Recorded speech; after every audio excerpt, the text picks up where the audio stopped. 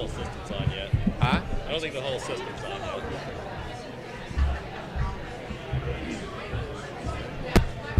Millis, it's on.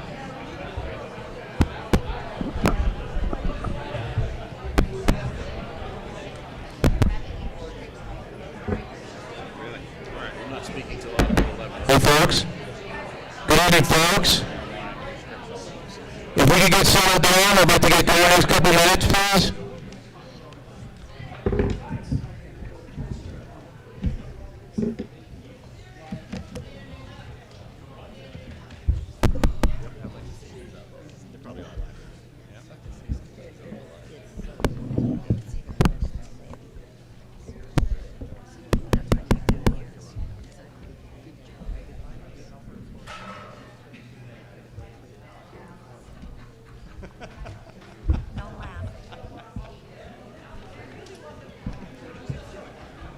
It's the family curse, all right?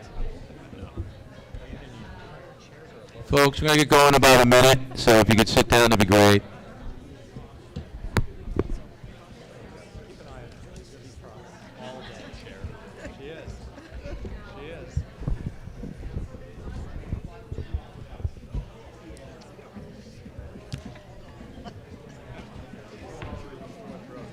So wherever you can.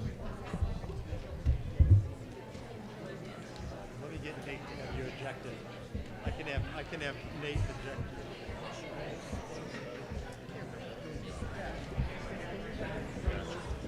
But not until after the article.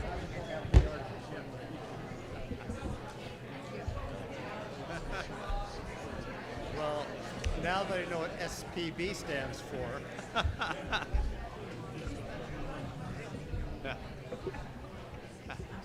I'm going special You guys permit ready? building. That doesn't make You ready? sense. Special permit. Good evening, folks. I'm your moderator, Brutus Kennereggi. At this time, I declare the warrant has been duly posted and published, and that the reading of the warrant is waived. Welcome. I always like to welcome my fellow veterans here. Thank you.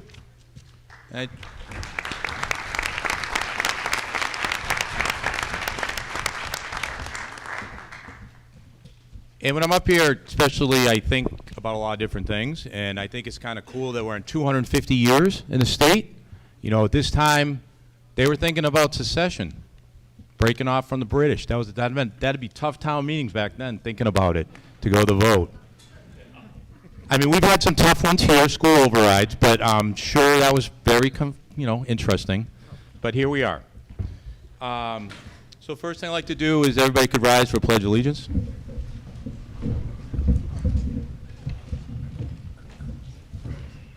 I pledge allegiance to the flag of the United States of America, and to the republic for which it stands, one nation, under God, indivisible, with liberty and justice for all.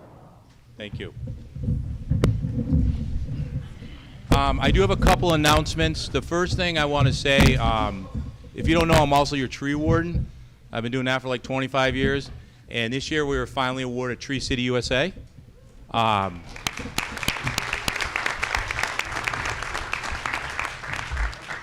That's a reflection on the town. You have to apply for it. I've applied for it numerous times. And there's two facets in it. One is about how the town cares for its trees and the money that appropriates, so that's all on you. And then secondly is like education. And I'd have to say, I'd have to give a shout out to the McPhee family. They did a lot of stuff that I was able to capitalize on and present that for their tree work that they've done around town and public education. So that's kind of cool. The second thing I have, if you're not aware, one of our councilors, Ellen Roosevelt, has been spending a lot of time down at the old train station. I've walked through it with there. It's absolutely amazing what, started out as a little roof project, I think, and all of a sudden, through her hard work, it's really, it's almost done. And she's going to be having a little grand opening, I shouldn't say that. So the train station reservation has been completed, and you're all invited to attend the grand reopening and open house to be held on Memorial Day, immediately following the parade and festivities at the town hall, which should be approximately around 11:30 a.m.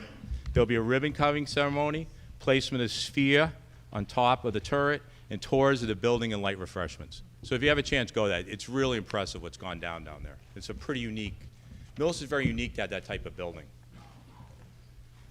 And then the last thing is John Lohr. It's been, I've known him for like 25 years too. He's the chair of the Finance Committee, and he has announced that he's stepping away from the Finance Committee next month. On behalf of the town, I'd like to extend our sincere thanks for everything you've done. I think everybody that's worked with him through the years.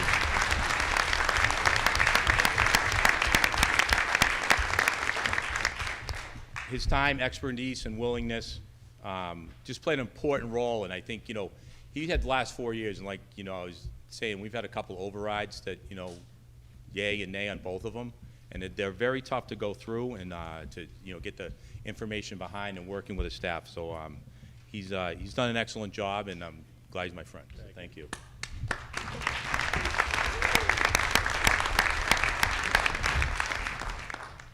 I'd like to introduce our state officials that are here. Representative James Rita DeRosa. Like I said, as long as I've been moderator, he showed up at every one. I really appreciate that.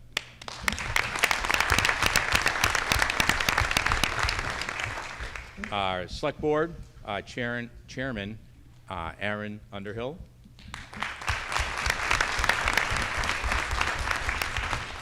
Vice Chair Craig Schultz. And Ellen Rosenfeld, the clerk. Our town administrator, Mike Jasinski, done an excellent job. Finance director, Jody Kersey. Especially the town clerk, she always takes care of me, does all my books and stuff to make me look good up here, and that would be Kathy Smith.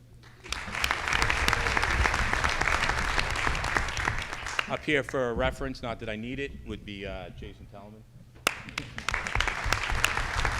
I think you all know I've had to call on him a couple of times.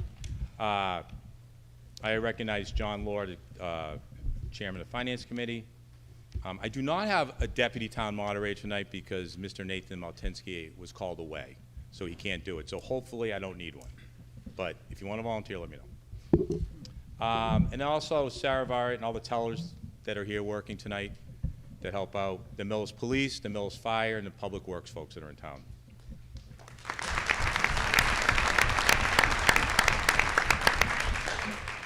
There are a few items on the warrant that require 2/3 majority vote. Normally, I'd have to have a standing such count votes, but with the assistance of the body, I can authorize to declare an obvious 2/3 majority by voice.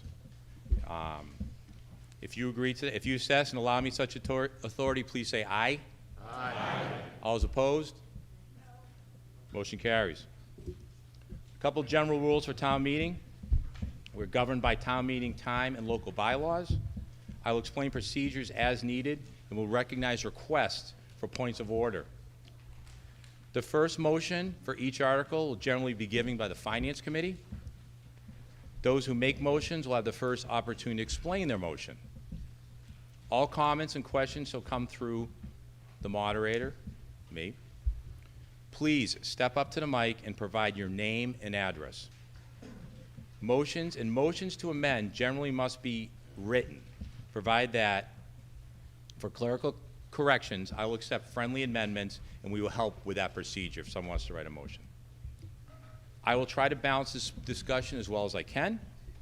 Everyone will have a chance to speak on a matter, but at certain points I want to avoid repetition, and I would ask that you do the same.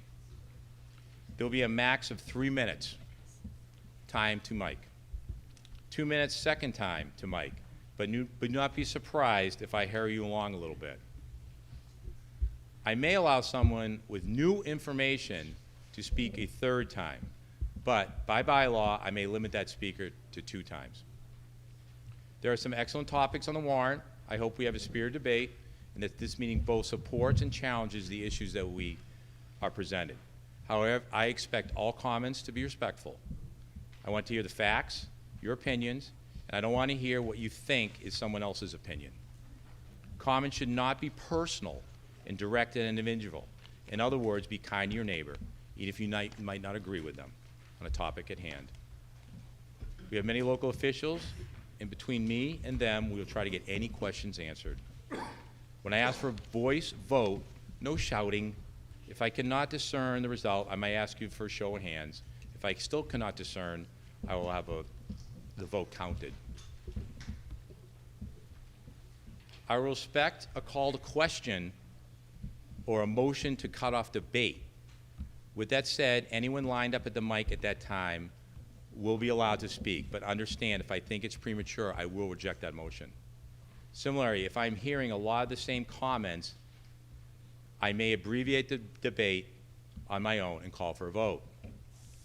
I'm not going to accept a motion to take articles out of order. I think we can have an expedited town meeting tonight and do it in an enjoyable way, so thank you. Mr. Orr. Mr. Moderator. Mr. Moderator. Thank you very much, and thank you for your kind words. Good evening, everyone. My name is John Lohr. I am the current chair of the Millis Finance Committee. The Finance Committee is composed of 9 members, and I would like to recognize all the members tonight. If you could each raise your hand. Pete Berube, Eric Marthinson, Heidi Gilmore, Mark Johnson, Jen Zaretsky, Joyce Bayardi, Brett Hausler, and Mike Crone. Thank you.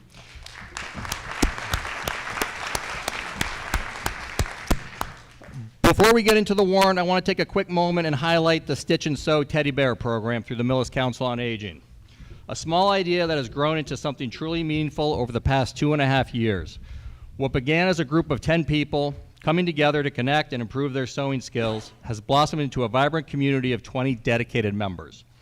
Together, they created and donated more than 1,000 handmade bears, bringing comfort and joy to children and families in shelters, foster care programs, nursing homes, and hospitals. Their impact hasn't gone unnoticed. Just a few weeks ago, WCVB Channel 5 featured the group in a news segment recognizing the compassion and dedication behind every teddy bear. Let's thank the Council on Aging and the Stitch and Sew program for all their efforts.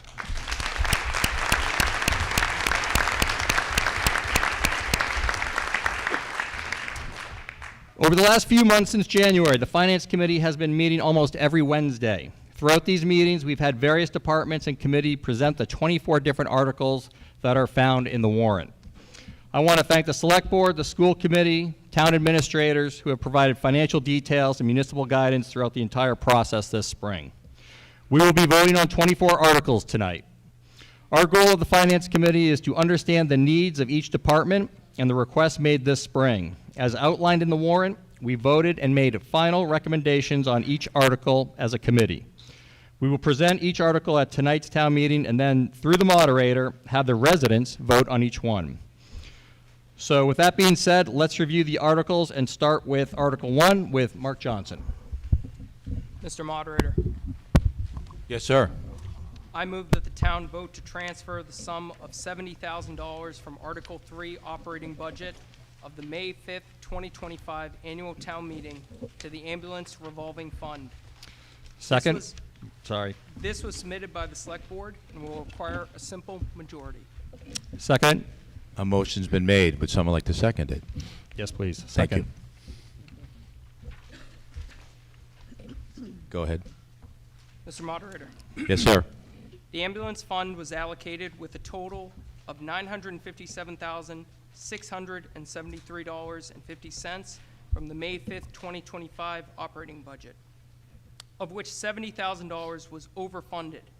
Therefore, this article will transfer the remainder to the revolver fund to be used for future expenses.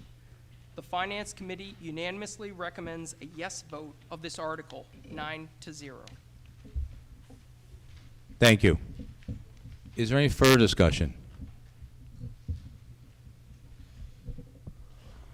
A motion's been made and seconded. All those in favor, please say aye. Aye. Opposed? Motion carries unanimously. Mr. Moderator, Yes, sir. I move that the town vote to dismiss Article 2. This article was submitted by the Select Board. It requires a simple majority. Second. Motion been made and seconded. Mr. Moderator, Yes, sir. This article was drafted for FY26 budget adjustments in the event that transfers from available funds were needed, as is common at the end of the budget year. However, it was deemed not necessary this year. Thus, the Finance Committee voted unanimously to recommend dismissal. Thank you.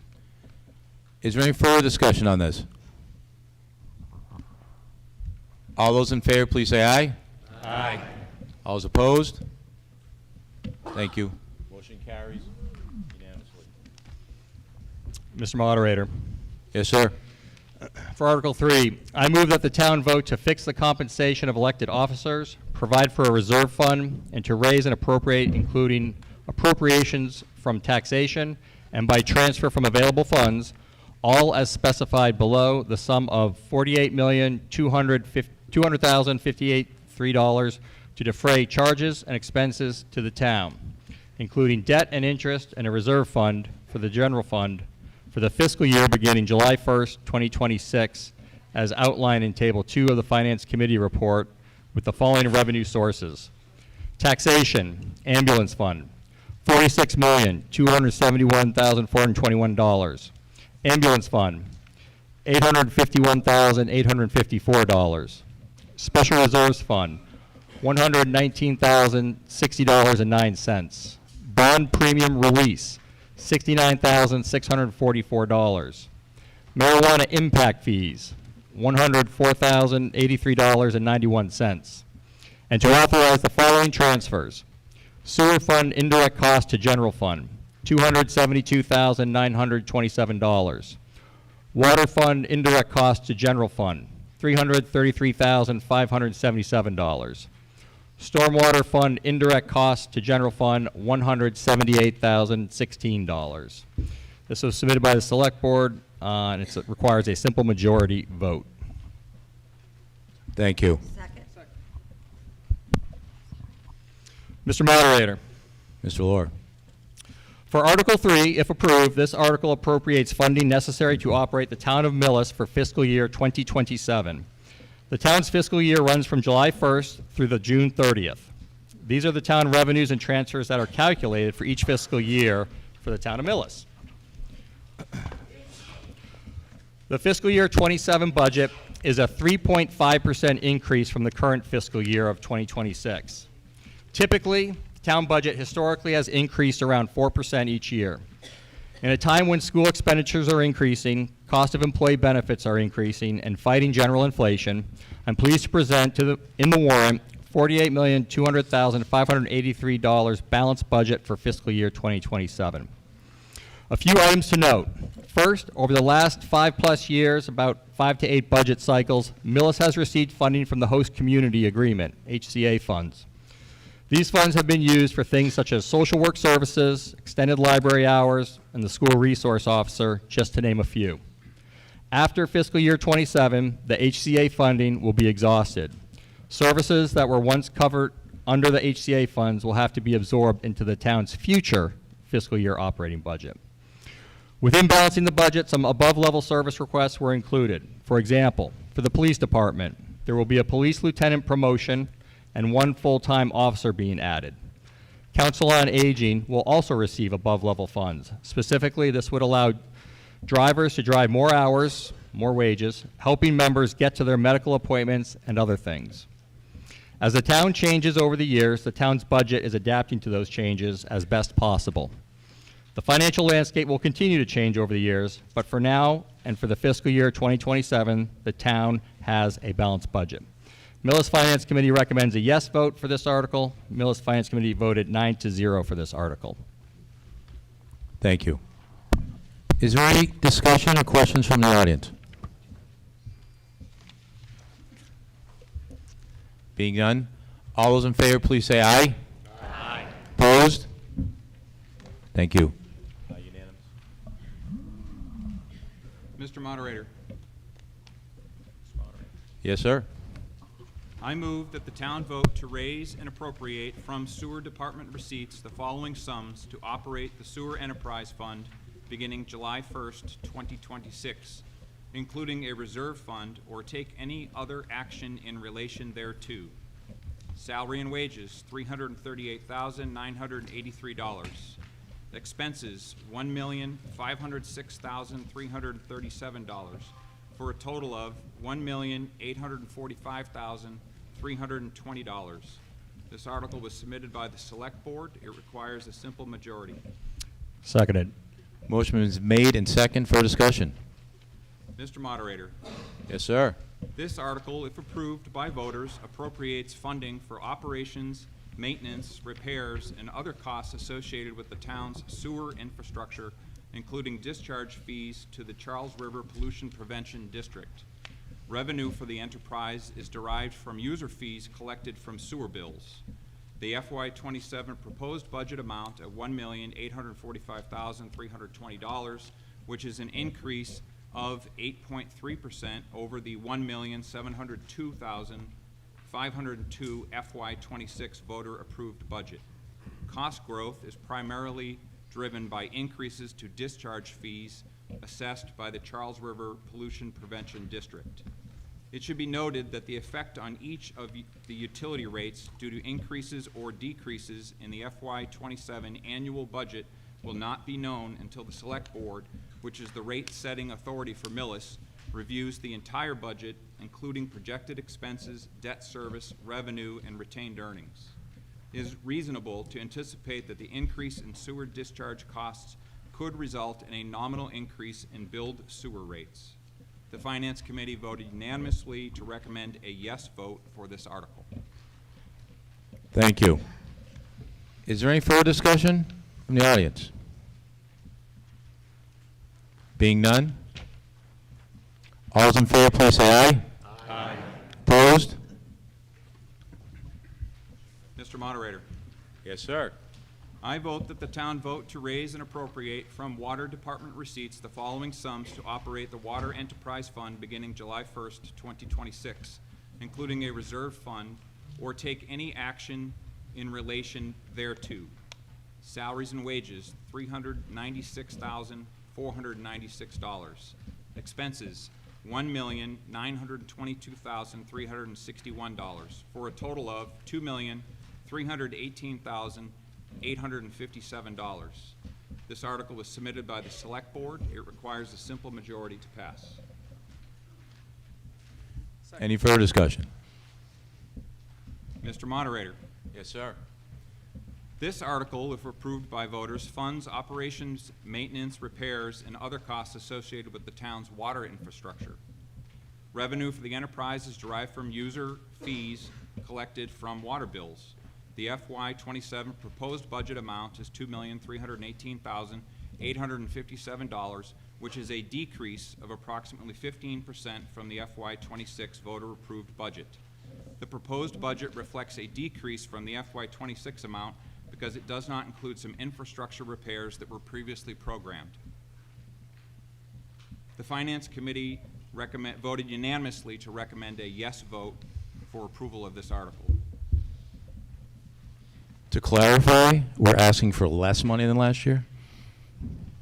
The Select Board is, and we That's- are recommending it. That's awesome. A motion's been made. Is there further discussion? All those in favor, please say aye. Aye. Opposed? Motion carries. Mr. Moderator, Yes, sir. I move that the town vote to raise and appropriate from Stormwater Department receipts the following sums to operate the Stormwater Enterprise Fund beginning July 1st, 2026, including a reserve fund, or take any other action in relation thereto. Salary and wages, $312,534. Expenses, $498,410, for a total of $810,944. This article was submitted by the Select Board. It requires a simple majority to pass. Second. Motion made second. Further discussion? Mr. Moderator, Yes, sir. this article, if approved by voters, funds operations, maintenance, repairs, and other costs associated with the town's stormwater system. Revenue of the for the enterprise is derived from stormwater assessments billed to property owners based on a property's impervious square footage. The FY '27 budget amount is $810,944, which is a reduction from the FY '26 voter-approved budget. The Finance Committee voted unanimously to recommend a yes vote for approval of this article. Thank you. Any further discussion? All's in favor, please say aye. Aye. Opposed? Motion carries unanimously. Mr. Moderator, Yes, sir. I move that the town vote to approve the items as written in the warrant in Consent Article 7. This article was submitted by the Select Board and requires a simple majority vote. Seconded. Motion made second. Further discussion? Mr. Moderator, Yes, sir.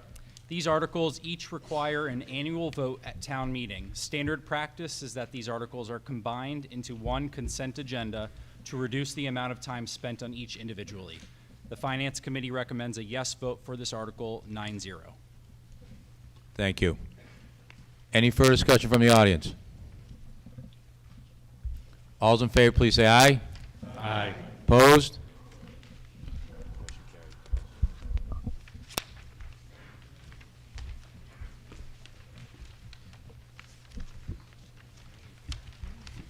Mr. Moderator, Yes, sir. I move that the town vote to transfer. I move that the town vote to transfer from free cash the sum of $684,935 to fund the following capital items. For the DPW, a storage trailer at $17,729. For the fire department, self-contained breathing apparatus at a cost of $66,100. Also for the fire department, EMS infusion pumps for $15,500. Also for the fire department, fire station renovations at $30,528. For the library, a keyless entry system at $15,000. For the police, a new command vehicle at $73,101. For the school, a Clyde F. Brown computer server at $24,361. For the school, Clyde F. Brown wireless system at $80,276. For the school, a high school lab computers at $37,340. For town buildings, a veteran memorial building parking lot repaving at $250,000. For town buildings, veteran memorial building flooring replacement at $75,000, for a total of $684,935. And to authorize the Select Board to dispose of old vehicles or equipment by outright sale, trade, auction, or otherwise, and that the proceeds from such disposal be applied to the purchase price of the vehicle or equipment, or take any other action in relation thereto. This was submitted by the Select Board and requires a simple majority. Second. Motion been made second. Further discussion? Mr. Moderator, Yes, sir. Article 8 appropriates $684,935,000 from free cash to fund 11 capital items recommended by the Capital Planning Committee for the coming fiscal year.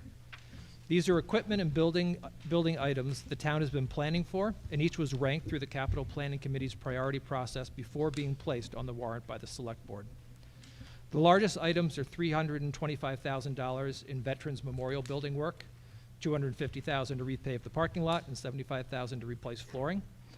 $141,977 in school technology, a new Clyde Brown server, a Clyde Brown wireless system upgrade, and replacement high school lab computers.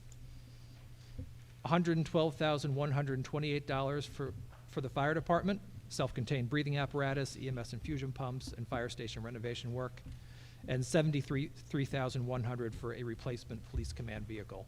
The remaining funds are used for smaller items for the DPW and library. The article also authorizes the Select Board to dispose of old vehicles or equipment by sale, trade, or auction, with proceeds applied to the purchase price.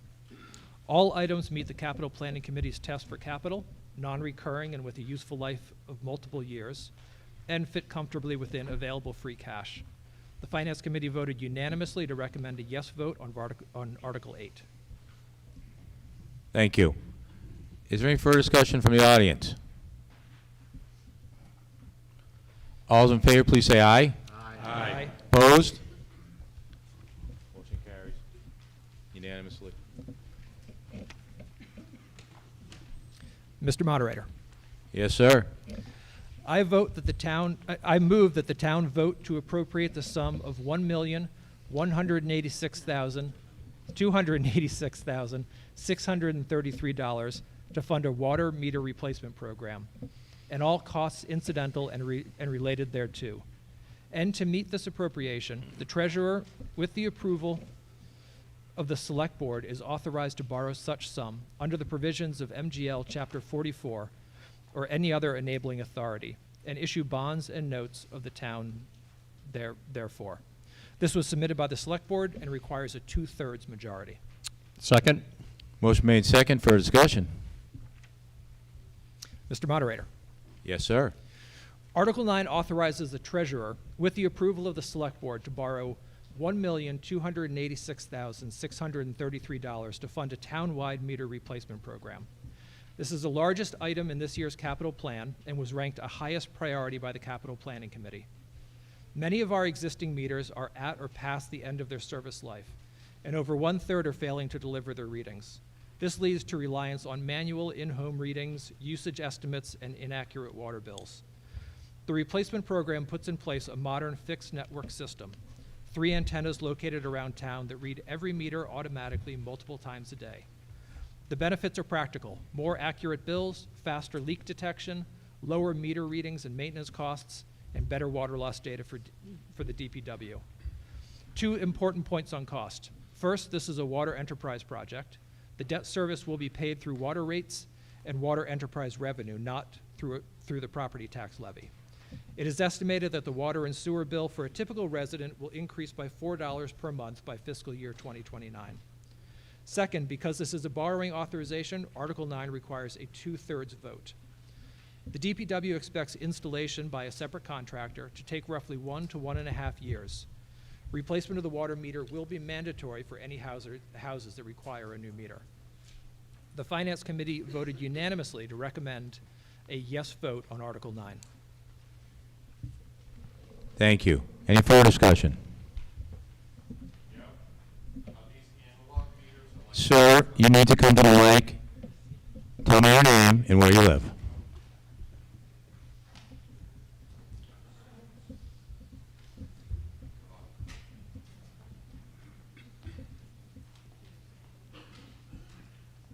Hi, my name's Phil Borgeson. I live in Millis. Are these analog meters or are I just these need your address. I mean, it's, 666 Main Street, Millis? thank you very much. Yeah, are these analog meters or like Wi-Fi meters, smart meters that are going to be like on all the time? What are the meters, I guess? Dave, you need to go to the mic.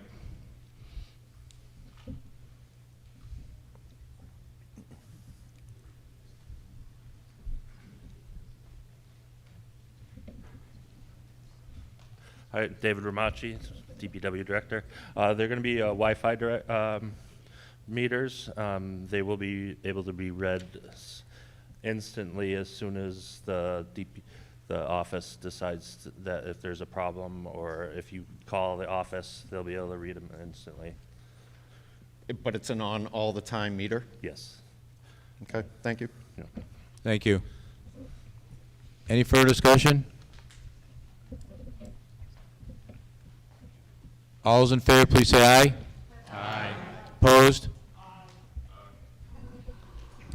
I declare that 2/3. It passes with 2/3 majority. Thank you. Mr. Moderator, Yes, sir. I move that the town vote to appropriate the sum of $76,854 for the acquisition of a police cruiser, and that to meet this appropriation, the Select Board is authorized to enter into a lease purchase agreement and to execute and deliver all other documents necessary in connection therewith under MGL Chapter 44, Section 21C, or any other enabling authority, for such term of years as they shall determine to, in the best interest of the town. This article was submitted by the Select Board and will require a 2/3 majority. Second? Motion been made second for discussion. Mr. Moderator, Yes, sir. if approved, this article would authorize the town to enter into a new 3-year lease to purchase agreement for one new replacement police cruiser in the amount of $76,854. The Finance Committee unanimously recommends a yes vote of this article, 9-0. Thank you. Any further discussion? Yes, sir. Hi, Christopher Staples, 190 Village. I noticed there was also a police cruiser in 2 issues ago, and I was wondering if there's anybody on the board who can address the per capita number of police cars we have, if it's above, below, or near what is normal. It seems, I've heard some things that it might be large, but also that is true maybe sometimes for smaller areas. Is there a possible discussion that anyone can offer on the large number of police cars we have compared to other towns? Would anybody like to answer that? Mr. Moderator, Mr. Jazinski. Mike Kaczynski, Town Administrator.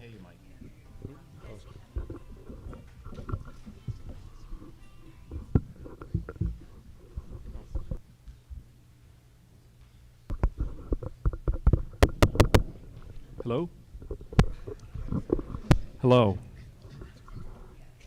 All right.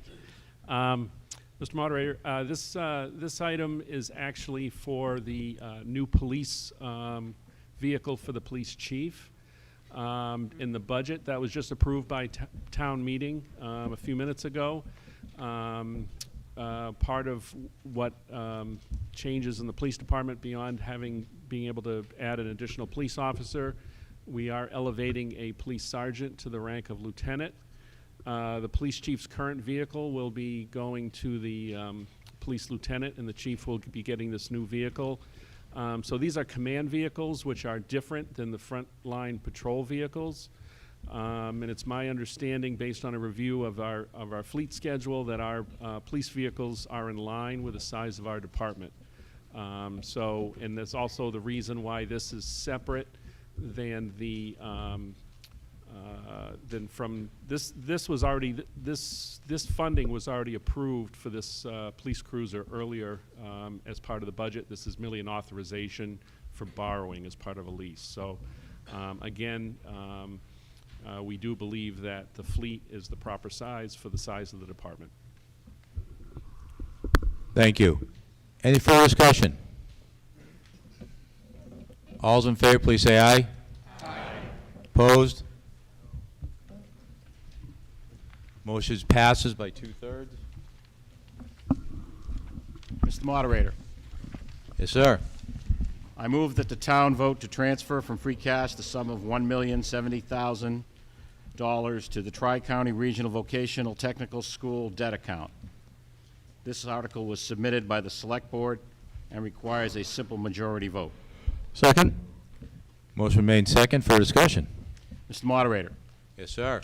this article transfers the sum of $1,070,000 from free cash into the town's Tri-Valley Regional Vocational Technical School debt account to pay Millis' share of the annual assessment for the construction of the new Tri-County Regional Vocational Technical School.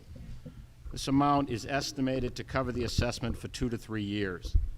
The Finance Committee unanimously recommends a yes vote. Thank you. Any further discussion? Yes, ma'am. Susan Simpson, 52 Island Road, Millis, Mass. So it's my understanding that free cash is supposed to be used for capital improvements in a one-time capital thing, just like we did and passed in Article 8 for the infrastructure, for the police safety.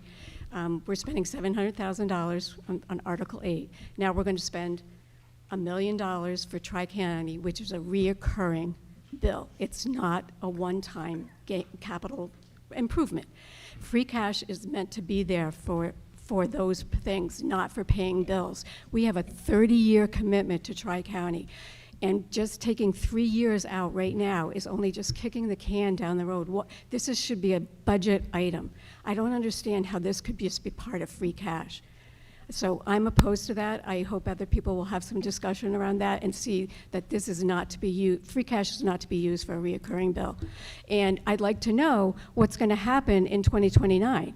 what are we planning for? Like, what is happening? Why are we doing 3 years out? I mean, maybe if we had to do 1 year because we had a tight budget this year, that might be something reasonable, but 3 years of free cash giving away is not right. Would someone like to, yes, Mr. Schultz. Thank you. Can you hear me out there? This seems very, very quiet. Yeah, this seems very, very quiet. Up in the booth, can you turn up the microphone on this one a little bit? Yeah. So free cash is typically used for one-time items.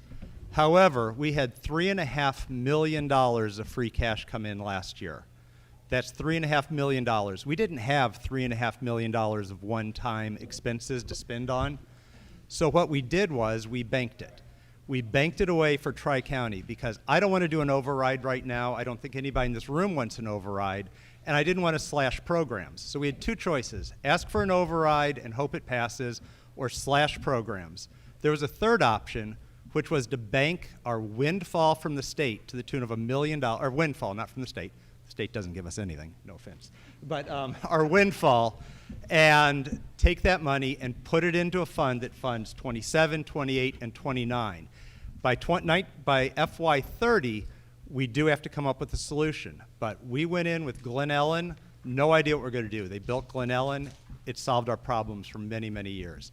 We have 3 years to find a solution now instead of jumping to a panic of cutting police, cutting fire, cutting DPW, when we have $1 million we have no use for. And that's this year's free cash.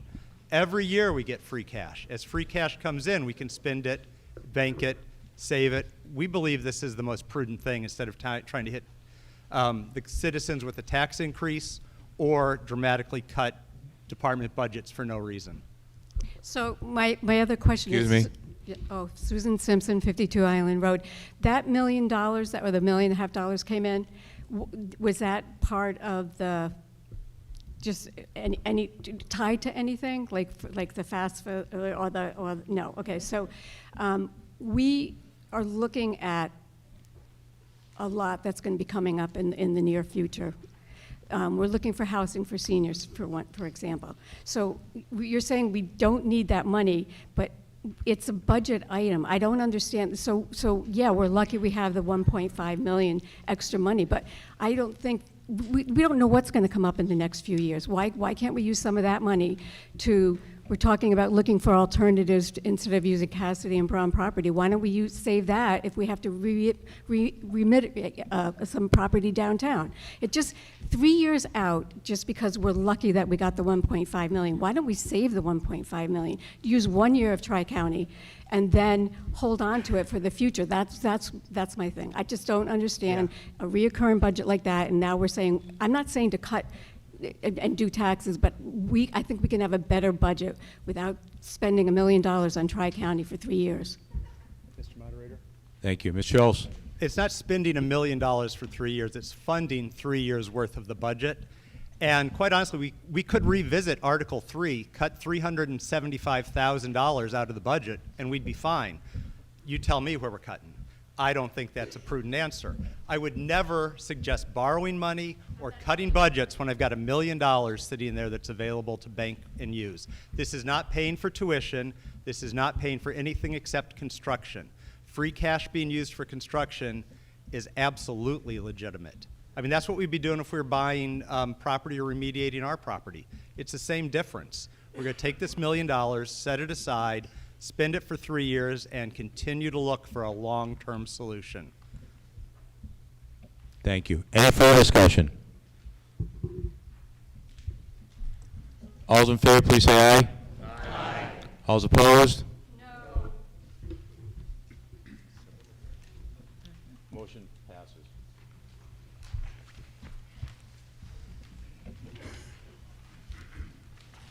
Mr. Moderator, Yes, dear.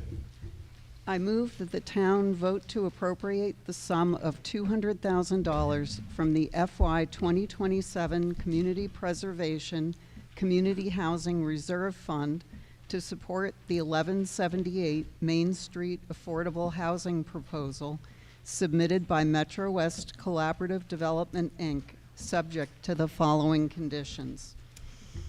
Successful purchase by Metro West Collaborative Development, Inc. of the 1178 Main Street property. For initial rentals, 70% of eligible apartments will be subject to local preference for residents of Millis, employees of the town of Millis, employees of businesses located in Millis, and households with children already attending school in Millis, as may be authorized by the Executive Office of Housing and Livable Communities, EOHLC. No release of CPA funding until Metro West Collaborative Development is able to secure a state affordable housing financing, grant, or subsidy for the development. The $200,000 Community Preservation Community Housing Funds allocated from the town will be returned to that account should state funding for the project fail. All of the units in the project shall be perpetually restricted affordable units in compliance with applicable EOHLC and CPA requirements. This article was submitted by the Community Preservation Committee and requires a simple majority vote. Second. Motion made second. Further discussion?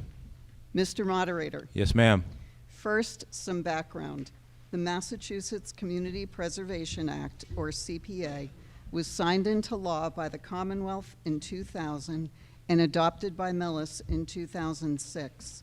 A 1% property tax surcharge is collected by the town and matched by a state trust fund to be used in accordance with the CPA terms, which stipulate a focus on open space preservation and recreation, creation of community housing, and preservation of historic buildings. As required by the CPA, town meeting adopted a bylaw creating the Community Preservation Committee. The CPC has voted to support the funds needed for Article 12 under the creation of community housing priority. Metro West is a nonprofit community development corporation founded in 1991. This article appropriates $200,000 in Community Preservation Act funds to support the proposed affordable housing development at 1178 Main Street. The project would create 48 rental units, 16 one-bedroom, 27 two-bedroom, and 5 three-bedroom apartments, all of which are proposed to be permanently affordable to households earning between 30% and 60% of area median income. This provides affordable housing options for low-income seniors, families, and local workers. Affordable housing developments rely on funding from the EOHLC, and the state requires a local contribution to secure funding, so the requested Community Preservation Act funds serve as this local contribution, providing the seed funding needed for the project to move forward. This project was previously proposed by a different developer and is already permitted. It was initially planned to be only 12 affordable units. Under the Metro West collaborative proposal, all 48 units would be affordable.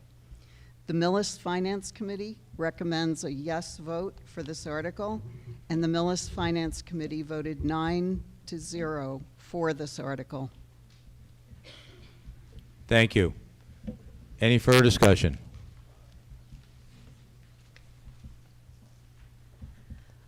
Judy O'Gara, 63 Van Cleek. Yes, ma'am. I just have a question, just for informational purposes. Do we know how much the town has in CPA funds right now? Ms. Schultz? Yeah, I wrote it down in anticipation. Let me just get to the page. Here we go. There is $280,000 that is segregated just for housing. We've never, for 20 years, we've put money into the housing allowance, and we've never spent a dime out of it. So there's $280,000 that can only be used for housing. There's an additional $1,473,283 that can be used for any any allowable use, which would be recreation, open space, housing, and historic. Thank you. Yes, sir. Me? All right. Hi, I'm Joe Degnan. I live at 244 Orchard Street. I'm going to speak in favor of the Metro West project. My wife and I moved here to Millis 4 years ago, and we plan to live here for the rest of our lives. My professional experience is working since 2011 at an organization similar to Metro West in Cambridge. That's a nonprofit affordable housing developer with a pretty large portfolio, over 2,000 units. Locally, I just joined the board of the Millis Housing Authority, and I want to put my expertise and my experience and help this town, but really hear from you all what you want. What I want to stress here is this project is nothing to do with Cassidy or Braun. These are totally separate things, and that's been really confusing for me to figure out. So if that's confusing for you, you're not alone.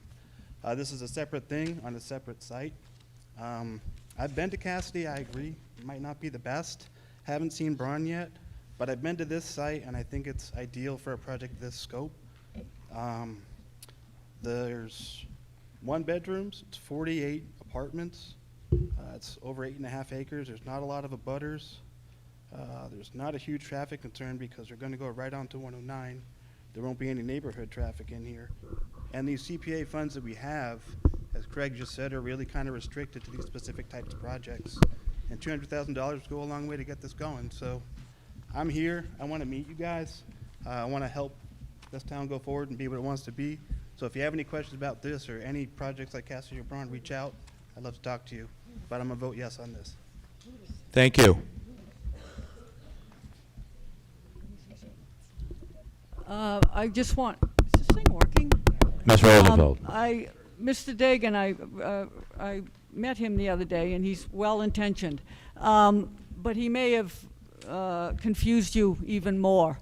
This property has nothing to do with Millis Housing. Millis Housing is the one that is considering, we are considering, Braun or Cassidy. This is separate. This is another developer that's not for profit, but it has nothing to do with Millis Housing. So I just want to make that clear. Ms. Rosenfield, 1178, to let folks know, that's right next to the bowling alley across the street, right? Just so folks know where it is. Yeah, so this property, for all of you who don't know where it is, it's Hammond Lane. If you're heading west on 109, you pass the bowling alley on your left. That next road is Hammond Lane. The car wash is across the street. This property is on the same side as the bowling alley, across Hammond Lane. It's got a big retaining wall. It sits up high. That's the property we're talking about. And as Heidi on the finance mentioned, there is already a project permitted. There's a permit in hand. If this goes through, this company, Metro West, will be purchasing the permit. The permit is for 48 units. It's a 40B, a traditional 40B. What does that mean? It means that 25% of the 48 units, that's 12 units, will be affordable. The other 75%, what's the math? Who knows? I went to school here, I don't know. The other 75% will be market rate. I'm just going to give you some background. This permitted project and the project that Metro West is considering purchasing, it's going to be identical. They're buying the permit. What does that mean? It means they're going to build the exact building that was already permitted by the planning board. That's a 3-story, I believe 3-story, Barney. It's a 3-story. The footprint is exactly the same as permitted. If we don't allow this to go through, somebody will buy it, the permit, and they will build the traditional 40B, and again, only 1/4 will be affordable, and that affordability is the worst. What does that mean? It means that they can charge 80% of an AMI. There's a number out there, the average median income for Boston area, which is what we are. It's almost $96,000, by the way, for one person. So an affordable unit could be well, I have the numbers. Yeah, the qualification is 80% of the average income. If the average income is 96 grand, if you make, what do you make? So it's a third of that, of that. This project, all 48 units will be affordable. 14 to 16 will be 30% AMI, which is the best for tenants, and the others will be 60%. So the biggest difference between this project and the permitted project is 100% are affordable, not just 25%, and 14 or 16 will be the best affordable, and the rest will be better affordable, and as the permitted one would be sort of the worst affordable. And I'll just give you one more You got 30 seconds. fact. Whether the original project goes through or not, 100% of those units do go toward the our 10% that we're looking for to reach safe harbor. People were confused that this is different. Thank but you. That's not different. Yes, sir. Eric Scott, 69 Farm Street. I know what the last gentleman said. I'm probably the one abutter to this property. So I just had a couple of clarifying questions on that. I know that he stated, is the entrance going to be on 109 or is it on Hammond? I believe it's on Hammond. It's on Hammond, yes. The entrance is on Hammond. Okay. And also on the tax base between the two properties, going the ones you just spoke about, Alan, is there a difference in the tax base that would come back to the town of Millis between the two projects? Mr. Scholes. Yeah, both pay taxes. Let's get that out there. Even though it's a nonprofit, it pays property taxes. And property taxes are based on rental incomes, so this would be slightly less this way, but not dramatically less. I mean, it would be less. I won't lie to you, it'll pay less in property taxes than a traditional apartment building, but it does deliver benefits. So basically the town is saying, do we want to provide housing for people of lower income in our town on a project that's going to be built anyway? This isn't going to tear up virgin land. This isn't going to mess up anything. This is already going to be a housing and is a trivial amount of property tax difference. And I don't know the amount, but it isn't huge, going to make a difference on this to the town. Correct, thank you. And last question, there is wetlands there. Obviously, those will not be infringed upon, I hope? Yeah, you can't infringe on wetlands. That's a given. And no, they will not be infringed on. That's already been calculated into the permit. Thank you for your time. Yes, sir. Yeah, hi. My name is Tom McDonough, 40 Bullard Lane, Millis. Ellen actually answered most of my questions in her statement. And and I was curious. I know the property. I've grown up there for 70 years, and I'm surprised there's so much wetlands there, part of the Black Swamp, and they squeezed in 42 units. That's pretty good. They use Dan American. Oh, I gotta write that name down. All right, I've developed property in town, so I know a little bit about this. And I guess my question, they deferred from the 40B to the Community Preservation Community Housing Reserve. Who are they? I'm sorry. They sold the 40B to the Community Preservation Community Housing Preserve Fund. Who are they? Mr. Moderator? Yes, Mr. Schultz. The person who received the comprehensive permit is planning to sell the land to Metro West Housing.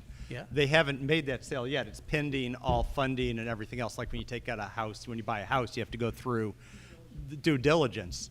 Part of this is the town has to commit a certain amount of money to the project to get federal and state funding. So the minimum amount we can commit is $200,000. Interestingly, we have $280,000 we can't use for anything but housing, so this falls right in that sweet spot. So I don't know who they is. I don't know who got the comprehensive permit originally. Ellen does.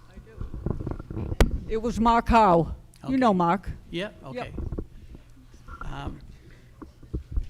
So once you use this 200,000, you're out of money? No, we have 280,000 in there. This is in an odd order. Every year we're required to set aside money to the CPC Housing Reserve Fund. In a future article, we will be setting aside 35,000 more. Every year we set aside about 30 to 35,000 for housing. There's 1,473,000 and change in the fund. It's just that 280 is earmarked only to be used for housing. I see. Okay, well, Ellen answered all my questions beforehand, so thank you. Hi. Yes, Emily ma'am. Bakari, 94 Farm Street.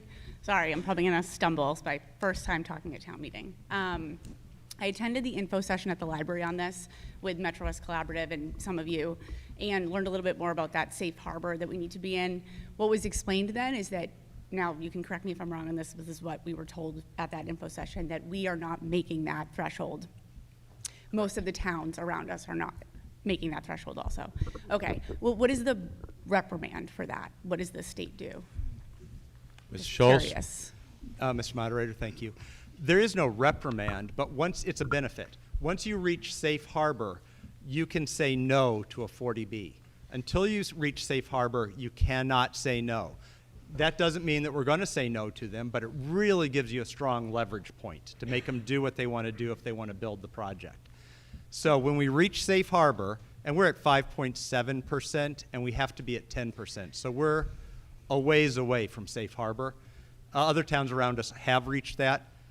One town around us has reached that. She knows it all about real estate. But two towns have reached it.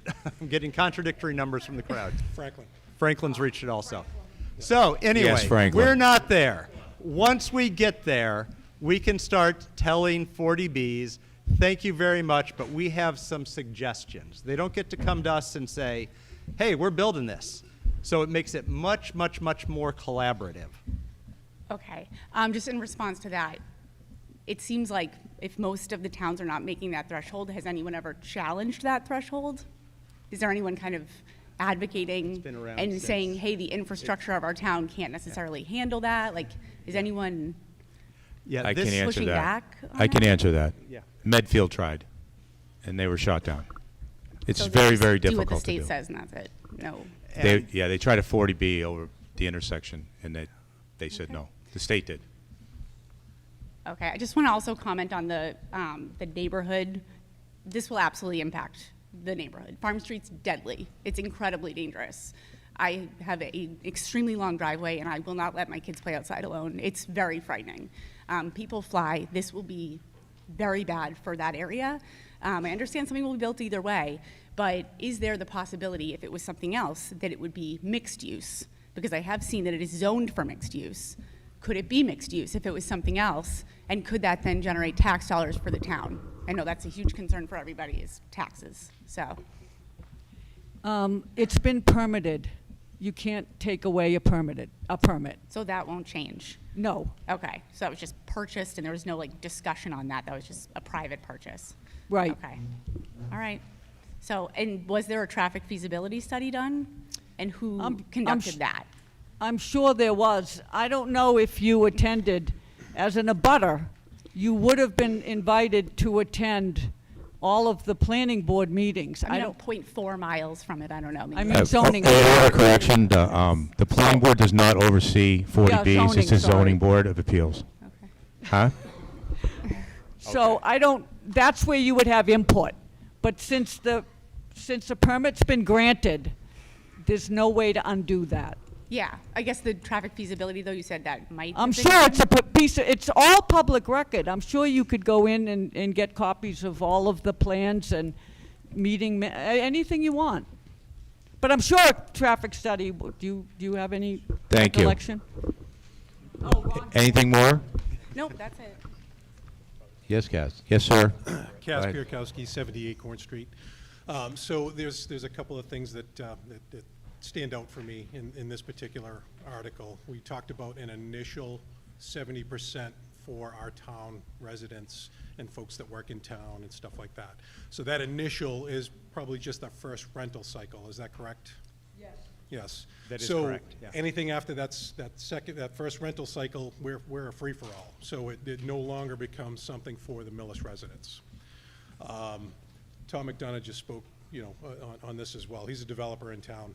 I would rather see us fund him for a permit for $200,000 using our money to fund somebody locally to do this. The other piece that that I see in this is Metro West Collaborative is it's a pretty good outfit. I'm always skeptical of the nonprofits because what happens with the money. It's everything gets pillaged before you show your profit sheets. So again, a little skeptical on that. We're giving $200,000 to an entity who doesn't live and breathe in this town. They're doing quite a project right now at the Armory in Newton, the Metro West Collaborative. They've got lots of units going up over there. They just did the West Street project in Medway. Looks great. We don't know what the impact to that community is right now. When I drive by, I see the smoking platform out in the street because there's no, there's a safety issue, with the smoking and stuff like that. I don't want to see that traffic wind up in the bowling alley parking lot, because of the same thing. So, to me, it doesn't look as attractive as it sounds, and especially where that initial rental opportunity goes away after the first renters move out. So that's it. So I am going to speak against this. Thank you. Let me just one point. Kaz, Excuse me? pretty much everything you said. Oh, I'm sorry. Go ahead. Please, thank you. Everything you said there's truth to it, but we need a couple of things. I don't think Tom's interested in taking this project. Number one, hold up. And this project, however it looks, it's better than the original. However you measure, it's better. 100% versus 25%, better margins for renters. And I will say this about that. I actually contacted Medway and spoke with the town manager and the economic development person and asked. I did this way before, because I was sort of against it at the beginning too. I don't want to be that person, but I'm telling you. And they said they had no problems with it. They were very proud of it. They were very happy with it. They gave them, I'm going to tell you, Millis, you don't know this, but I think Medway gave them what, 1.3? How much did they give you? Speak up, Sharon. No, just yell it. $2.2 million. Medway wanted it so badly. And when they came to the CPC, I happened to be at that meeting, just happenstance. And they originally came in asking for $800,000, and that's when I was against it. And I just, whatever. But then I drilled down, met with them, got involved, and they came down to 200. They need it to move forward. It's a checked box, and it shows that the community is behind them. And that's the least they could absolutely do. So that's more background than you probably need. Thank you. Again, Kaz Pierkowski, 78 Corn Street. So, a couple of things, Ellen, with that. Medway desperately needed it because who's one of the towns that has met their threshold for affordable housing right now? Medway. So it was very strategic in the way they did that because they needed the numbers to do that, much like Franklin did the same, right? So what they did was put out enough permits, they have enough in the books to make sure that they meet that threshold, so anytime any 40B comes across their table, it's eliminated. Okay, the town is actually in the driver's seat. This kind of does that, but again, I would rather see some of our residents take advantage of that. I don't necessarily want to fund an outside entity to take care of these affordable housing issues that we have. We're gonna see that probably next meeting with the affordable housing that we do need. So, I would rather see us take advantage of that as a community and not fund somebody else's permit. The other reason that I see too is the reason that this is on the market now is because the cost of building now is a little bit more hefty. So Howe has probably stepped away because he could no longer afford to build that, You're making opinions about he's not. Again, this okay, is so completely opinion, but there's a reason why it's on the market again. So again, I'm going to speak against this, and I hope that everybody else votes against this $200,000 Thank you. to another community. yes, sir. John Stedman, 26 Glen Ellen Boulevard. There was discussion tonight about the wetlands. I just want to let everybody know this comes before the Conservation Commission 2 weeks from tonight. Those are open meetings, so everybody's welcome that's interested in the wetlands to attend that meeting. Thank you. Thank you. Hi, Carol Baker, 2 Holbrook Way. I am the chairperson of the Millis Housing Authority, and I am also on the Community Preservation Committee. I am standing up in support of the project. We have met several times with Metro West. We have found them to be responsible, thoughtful developers, and we all understand that this project, whether it's them or someone else, is going to be built. So we feel like the Community Preservation Committee voted to approve this expenditure. The money has never been used for housing. If anyone was going to come for the money, it would probably be the Housing Authority, but we are in support of giving it to Metro West. The Finance Committee has authorized and voted unanimously, and I just speak in support of it because everyone has kind of vetted, done their job, and I encourage you all to vote yes. Thank you. Jason Tucker, 4 Partridge Lane. I'm just up here to speak on behalf of Metro West. I have worked with Metro West for the past 7 years in the capacity of a management company, and we manage several of their properties. And I just wanted to share that they are very dedicated to their residents, very dedicated to their communities, and very stringent on how their properties look and how they're maintained. So if there's any concern about how the property is going to look and how it'll be maintained, I just wanted to share that information with you all. And additionally, as far as the local preference goes, that's a state law. You can only do it the first year. There's no project that you could ever, in perpetuity, only allow local preference outside of like public housing authorities. So I just wanted to share that. Thank you. Thank you. Yes, ma'am. Nicole Riley, Planning Board.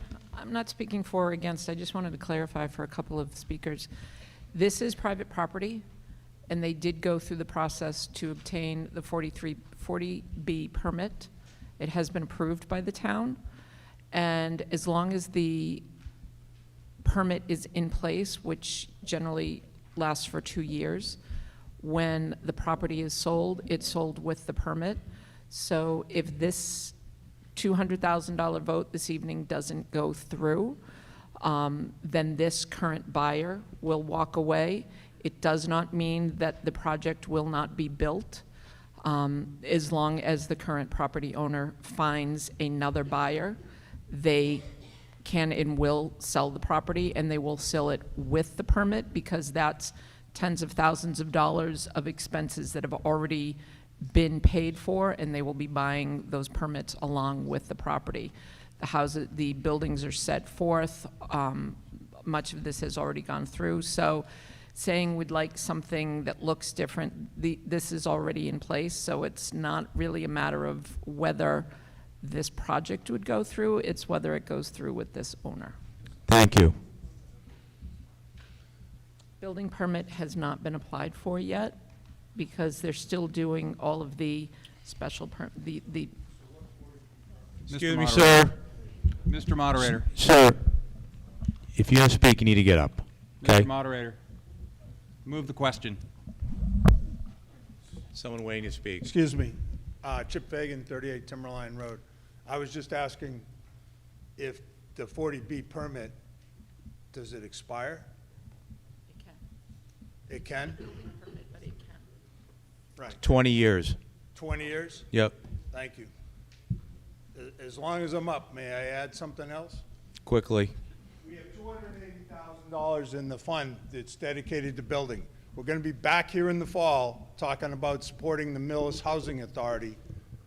Wouldn't that money be better spent going to the Millis Housing Authority, who's going to affect people in this town? I'm really concerned because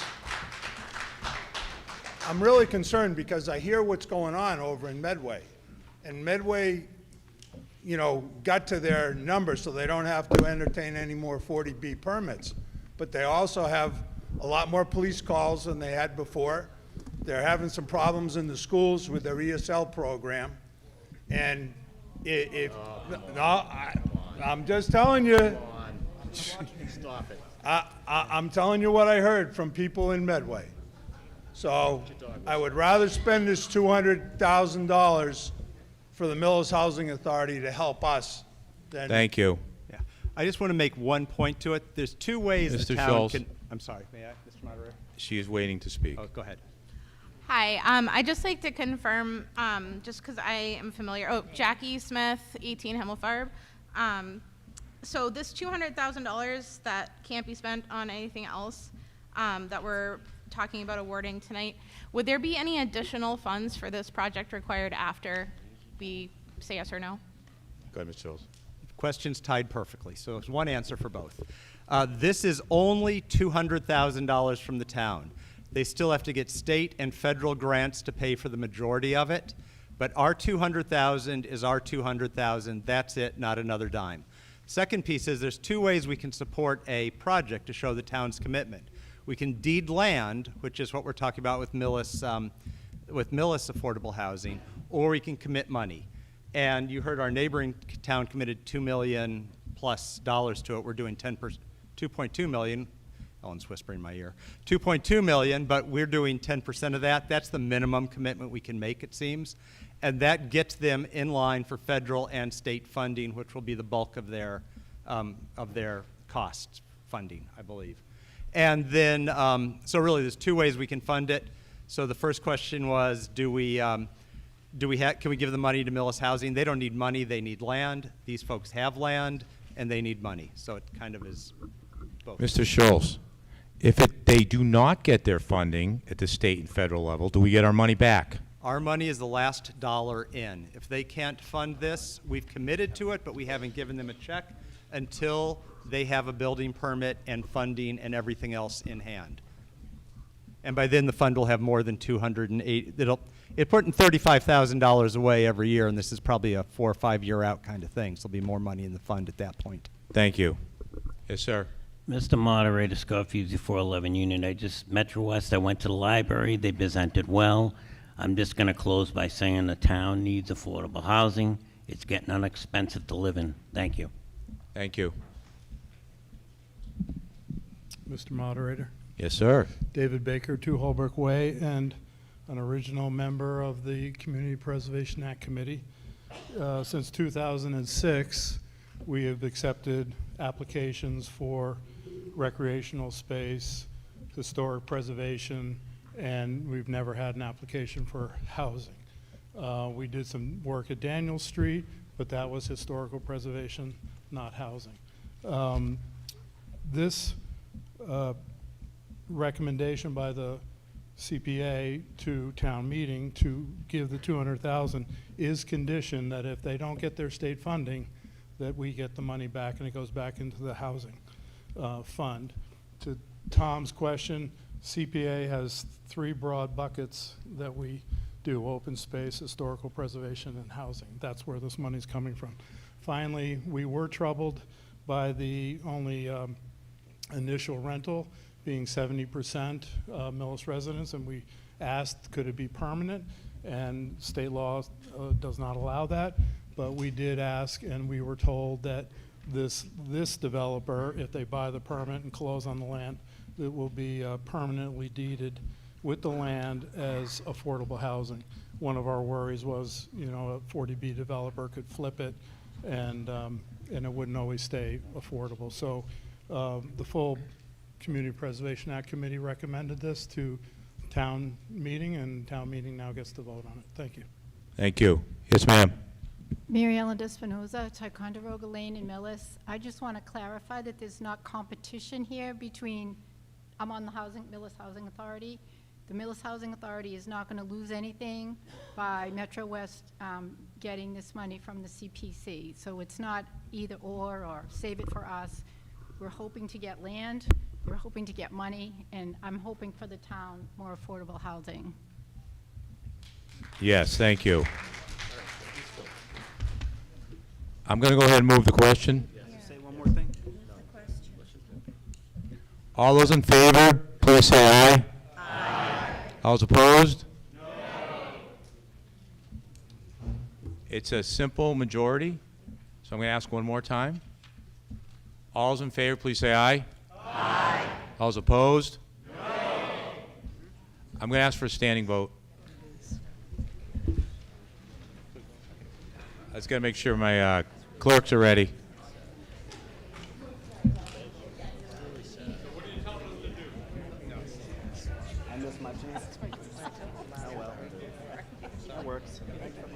We're just waiting for the clerks to help with the count, okay?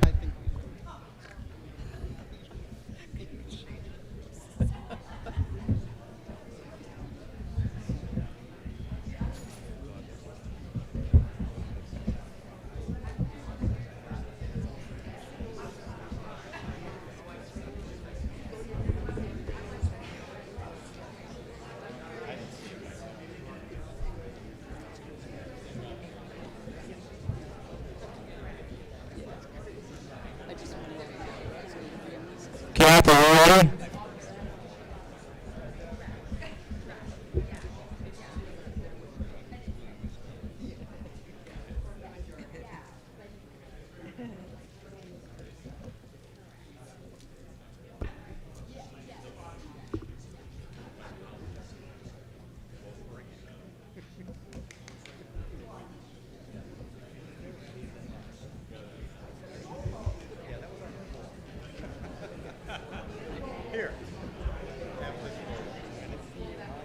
Yeah. All right, folks. At this time, if you are in favor of this motion, please rise.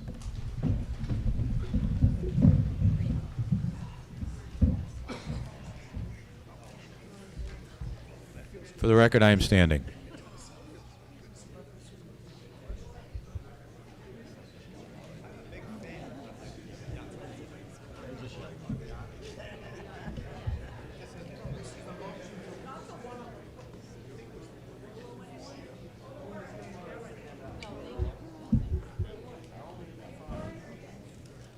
I thought this was a motion to stop debate. It's a motion to move.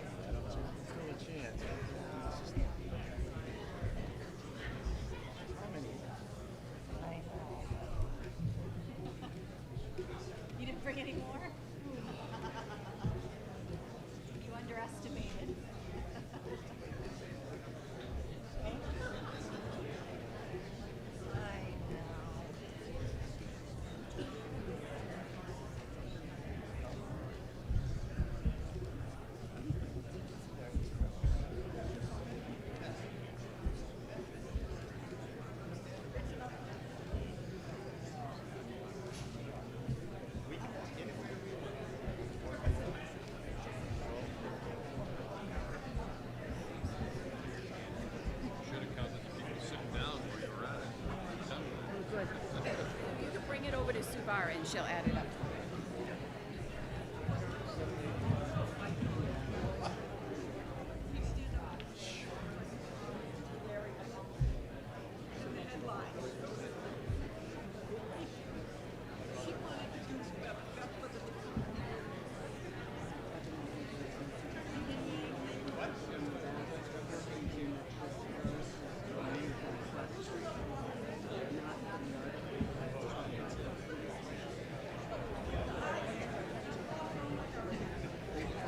I ignored him.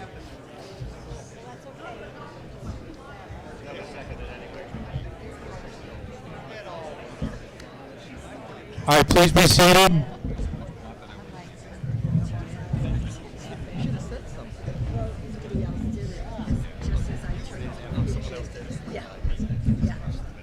Okay, all the folks opposed to this article, please rise.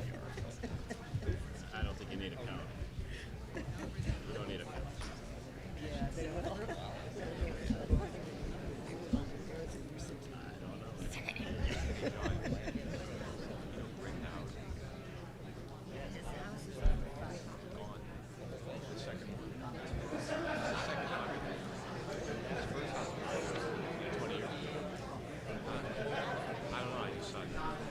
Yeah, we were watching it in the. It's to the ground. Right to the ground, yeah. Second time in 66. She was like.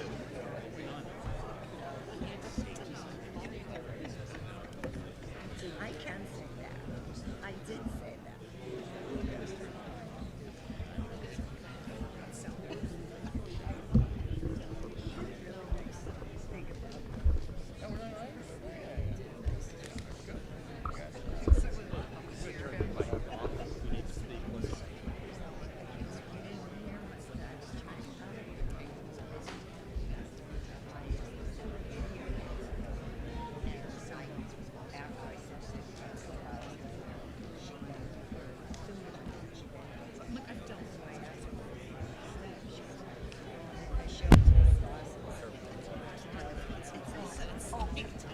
But I'm not opening it now.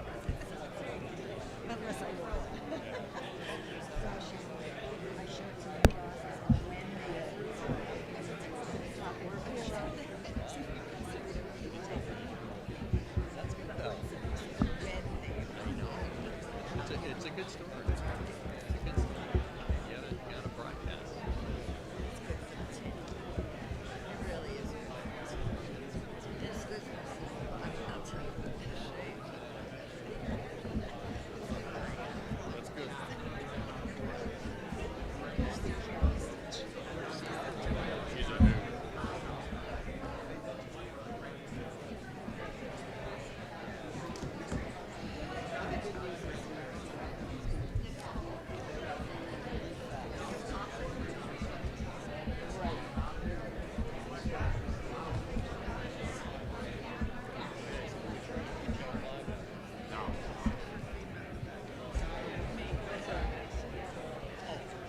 What are the odds? What was the other one? I was on that one.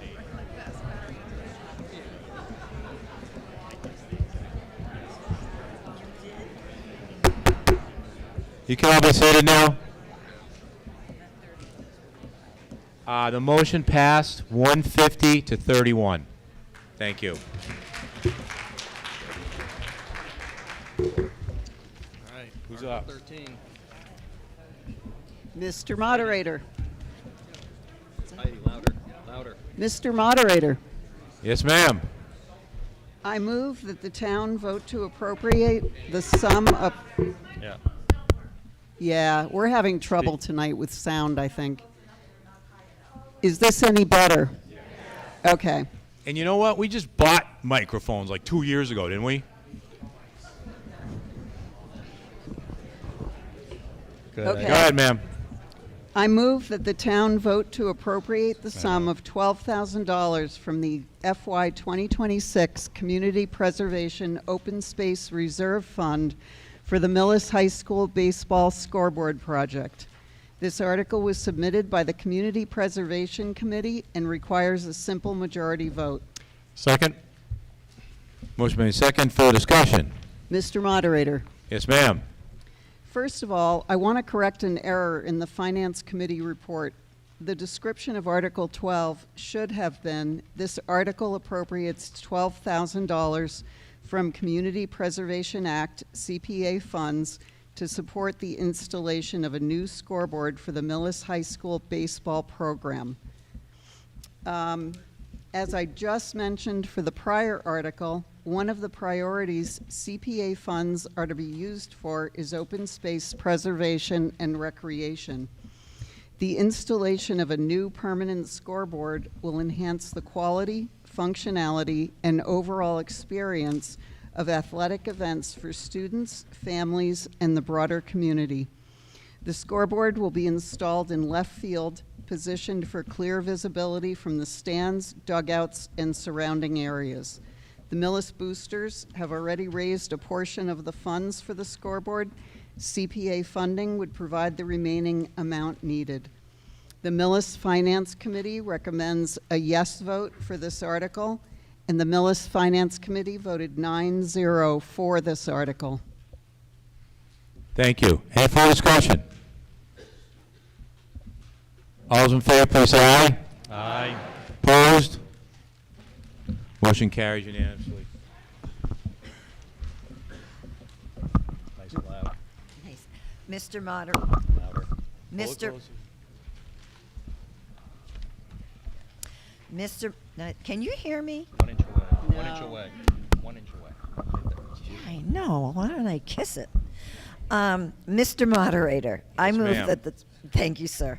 I move that the town vote to appropriate the sum of $120,000 for the purpose of developing and updating hydrologic and hydraulic model of Bogastow Brook, Great Black Swamp, and selected tributaries in order to define the 1% annual chance flood elevation to provide the technical basis for comparison with the effective FEMA flood mapping to support a future submittal of a letter of map revision to FEMA.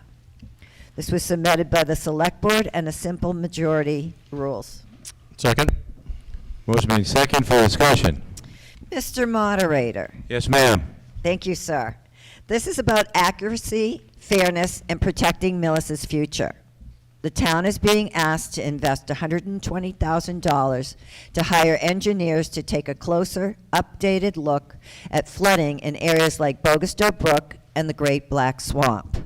This study will create a modern flood model, meaning it will look at how much water we get and how that water moves, and compare those results to the newest 2025 flood maps from the Federal Emergency Management Agency, known as FEMA.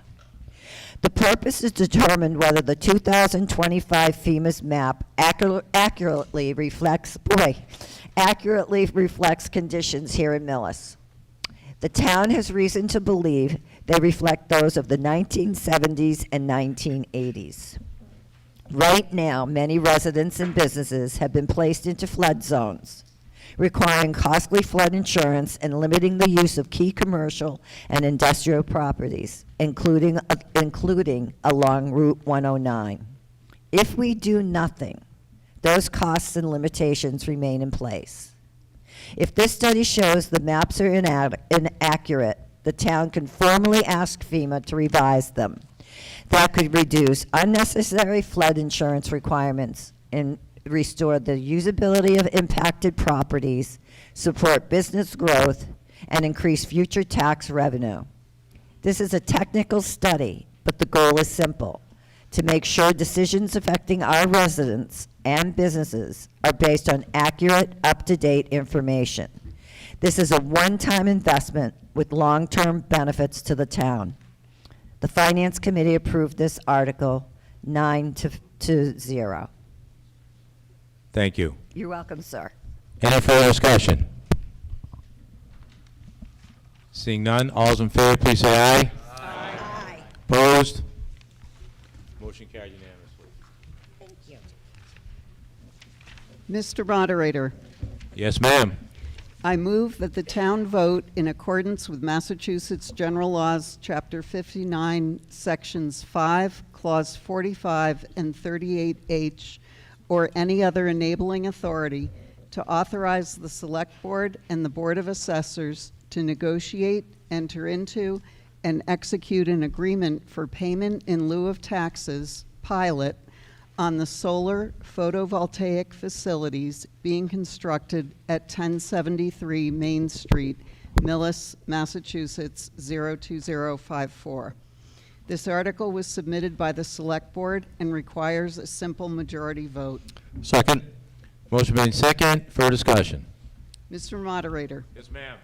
This article authorizes the Select Board and the Board of Assessors to enter into a payment in lieu of taxes or pilot agreement with Millis Solar LLC for a proposed solar facility at 1073 Main Street. This site is located behind Alpaca Honeydew Donuts. Millis Solar intends to use the project as a community solar program that will sell electricity at discounted rates to low-income households. The project is expected to generate approximately 3.4 megawatts of DC power and 2.15 megawatts of AC power. Solar pilot agreements are widely used across Massachusetts towns and follow a similar structure to what's being proposed in Millis. The pilot agreement sets a fixed payment to the town in place of personal property taxes on the solar equipment, providing a stable, predictable revenue stream for the town over a 20-year period and a known expense for Millis Solar. It's important to note that the project is not exempt from taxation. The agreement simply establishes a fixed payment structure over the 20-year term. Additionally, the agreement applies only to the solar equipment. The land and buildings on the property will continue to be taxed as they are today. Besides creating a stable source of revenue for the town, the energy generated by Millis Solar is planned to benefit approximately 400 to 600 low-income households by ultimately providing electricity to them at a reduced cost. The Millis Finance Committee recommends a yes vote for this article, and the Millis Finance Committee voted 9-0 in favor of this article. Thank you. Any further discussion? All in favor, please say aye. Aye. Opposed? Motion carries unanimously. Mr. Moderator, Yes, sir. I move that the town vote to amend Article 5, Section 23 of the general bylaws as described in the warrant. This was submitted by the Select Board and requires a simple majority. Second. Motion made second. Further discussion? Mr. Moderator, Yes, sir. Article 16 amends Article 5, Section 23 of our general bylaws, the bylaw that establishes our capital planning committee. The amendment makes 3 practical updates. First, it formally renames the committee from the Capital Improvement Planning Committee to the Capital Planning Committee. That matches the name the committee in town have used in practice for years. Second, it adds the finance director as an ex officio non-voting member alongside the town administrator. Capital decisions are inseparable from cash, debt, and reserves, and having the finance director at the table formalizes an existing working relationship. Third, and this is the substantive change, it updates how we define a capital item. Today, the bylaw treats almost any equipment or vehicle costing more than $10,000 as a capital item. That threshold has not been updated in many years and now sweeps in routine operating purchases that really belong in departmental budgets rather than the capital plan. The amendment redefines a capital item as a major, non-recurring asset or project that costs more than $25,000, has a useful life of at least 5 years, and is not part of an annual operating budget, and is purchased or undertaken at intervals of not less than 5 years. It also broadens categories to include technology, real property, and water, sewer, and stormwater projects. The town administrator and select board retain the discretion to bring smaller items to the committee when it makes sense. These changes bring the bylaws in line with how the capital planning committee already operates and with peer town practice. They do not change the committee's size, term lengths, or its recommending role. The Finance Committee voted unanimously to recommend a yes vote on Article 16. Thank you. Any further discussion? All in favor, please say aye. Aye. Opposed? Motion carries unanimously. Mr. Moderator, Yes, sir. for Article 17, I move that the town vote to amend Section 2, definitions of the zoning bylaws by adding a new definition for battery energy storage system and data center, as described in the warrant. This was submitted by Planning Board and requires a 2/3 majority vote. Second. Motion made second. Mr. Moderator. Yes, sir. Zoning Bylaw Review Committee is a subcommittee under the Planning Board. They make recommendations and review the existing zoning bylaws to determine if any updates are necessary for the town of Millis. Article 17 is to amend Section 2, definitions of the zoning bylaws by adding new definitions for battery energy storage system, BESS, and data storage center. You can read from the article that battery energy storage system, BESS, is defined as a system consisting of a battery module or modules to store electrical energy derived from solar, an energy source, or direct from the electrical grid. A BESS may be a primary use or an accessory use to a solar generating facility, power generation facility, electrical substation. BESS are classified as Tier 1, Tier 2, and Tier 3. These tiers are defined in the article as Tier 1 is less than 250 kilowatt hours, Tier 2 between 250 kilowatt hour and 10 megawatt hour, and Tier 3 between 10 megawatt hour and 100 megawatt hour.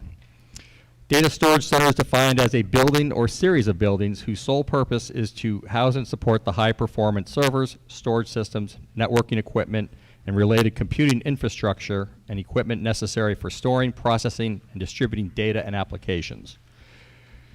In addition to these two definitions to Section 2 of the zoning bylaws, this article requests the approval to amend Section 5, Table 1, Table of Use Regulations under Wholesale, Transportation, and Industrial by adding the following items. This table can be found on page 18 of the Millis Finance Committee report. Adding item 21, battery energy storage system, Tier 1. Adding item 22, battery energy storage system, Tier 2 and 3. And adding item 23, data storage center. As the state of Massachusetts passes new legislations regarding clean energy and siting and permitting regulations, the town of Millis wants to include these definitions and 3 tiers in the zoning bylaws to handle such situations in the future. The next step is for Planning Board to continue to work with the Energy Committee, Town Council, to determine if a new zoning bylaw is needed regarding the BESS and data storage center. The future bylaw will go through at some process, as we are going through tonight, with the definitions, but it will be at a future town meeting. Tonight, we are voting on adding the broad definitions and the additions to Table 5. Millis Finance Committee recommends a yes vote for this article. Millis Finance Committee voted 9-0 for this article. Thank you. To clarify something, Yes. without this on our bylaws, at this time, these battery storage facilities can be put anywhere. That is correct. Thank you. Yes, ma'am. Hello, David Fern, 52. I'm sorry. I can't see with the light. All good. Yeah. David Fern, 52 Timberline. Just a clarification question. Why do we have an upper limit on the 3rd tier? Like if you had a battery storage system bigger than 100 megawatt hours, that would just not be classified? Why don't we just not have an upper limit? Great question. Planning Board might be able to answer that. It's for bigger. Nicole Riley, Zoning Bylaw Review Committee Chair and Planning Board member. The Massachusetts Climate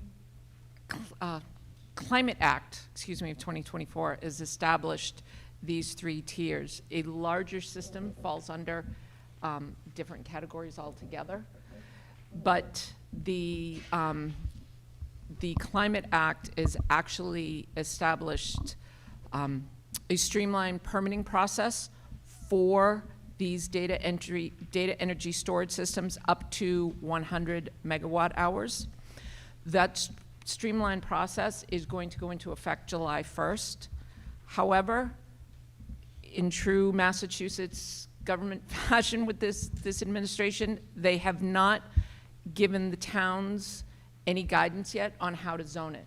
That will not be out at least until the end of the month, when everybody's Springtown meetings will have passed. So technically, as of July 1st, somebody could come in and can apply for one of these permits. And if we don't do something, as the moderator stated, they technically could go anywhere.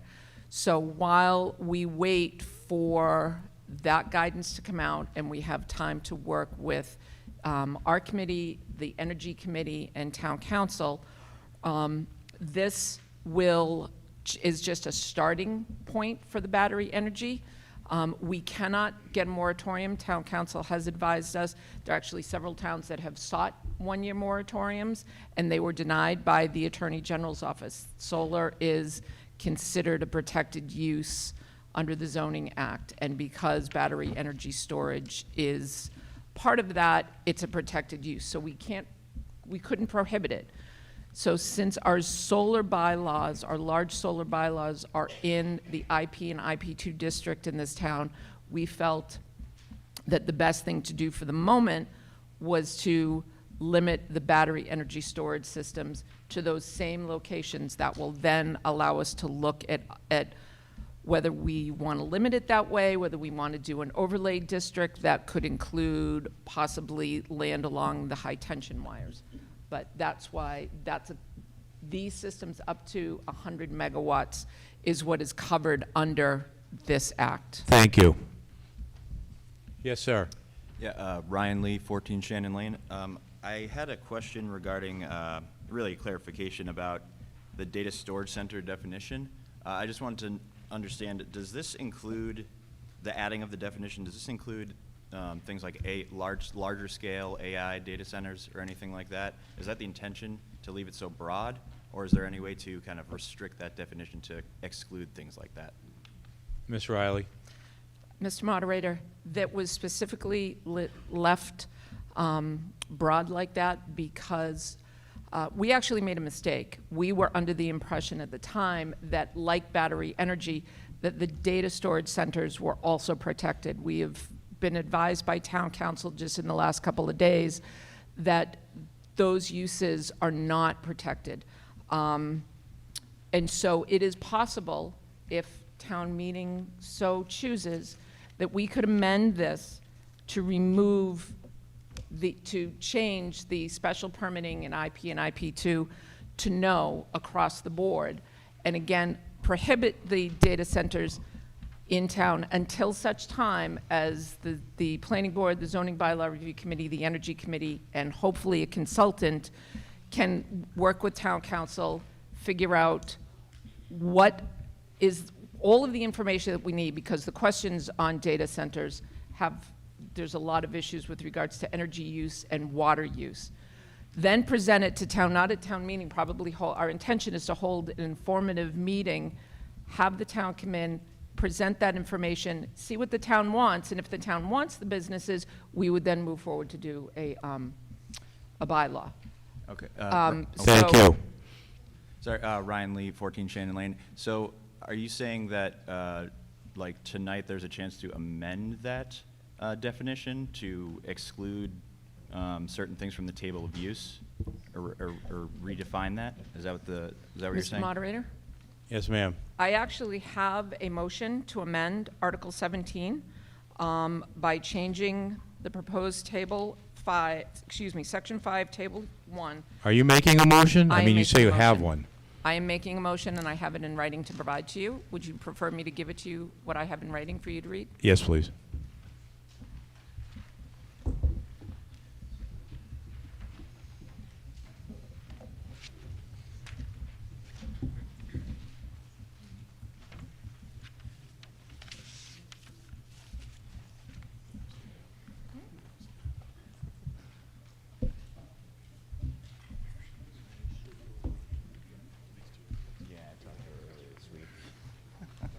I brought it it up at the pre-town meeting, and I figured John recommended I bring it up again this town meeting. So we are going to make a motion to the amendment.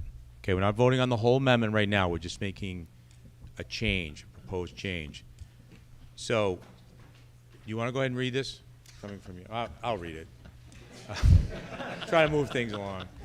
I don't know. I only I printed one hereby copy. make a motion to amend Article 17 by changing Section 5, Table 1, Use Regulations, Wholesale Transportation Industrial Proposal, Line 23, Data Storage Center, to read that data storage centers are not allowed in any zoning district in the town of Millis. So basically, it's not allowed anywhere. 30 days Steve, on the sheet. Motion made second. Further discussion? Mr. Moderator? Yes, ma'am. Just for clarification, if you look on the table on page 18, where it says line number 23, Data Storage Center, it has end under all of the residential and commercial, and the industrial, it says SPB, which would mean Special Permit Planning Board. My motion would be to change those two SPBs in the industrial to no, to end, which in doing so would mean we would not be prohibiting data storage centers in the town until we have the ability to review, research, present it to the town, and see if the residents want to move forward. I'm saying they would not be allowed. You're right. I apologize. They would not be. So the ends would go across the board on that line. As I said, they would not be allowed anywhere in town. Is there any further discussion on this? Thank you.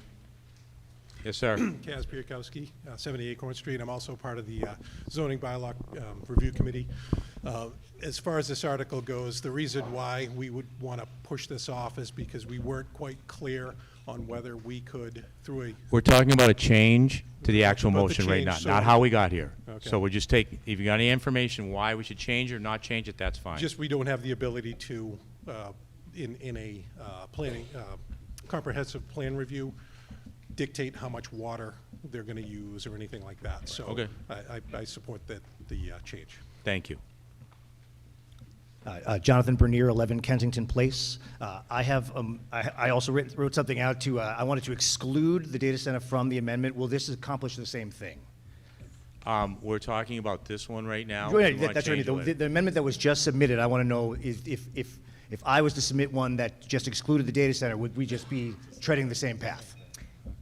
Mr. Moderator? Yes. Same thing. Yeah. You would be. The reason I'm leaving, my amendment does not remove the definition. Yep. It's because then then there's no question that we have chosen, we've defined it, and we've specifically chosen not to allow it. Perfect. Excellent. Thank you. Thank you. Yes, sir.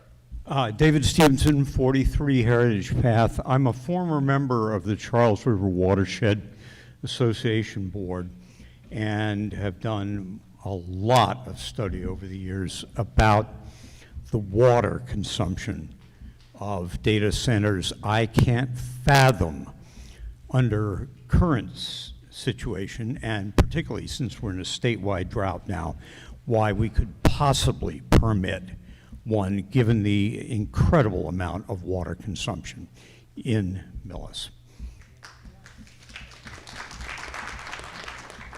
Yes, sir. Edward Ginn, 24 Glen Ellen Boulevard. Looking at page 18 and the schedule,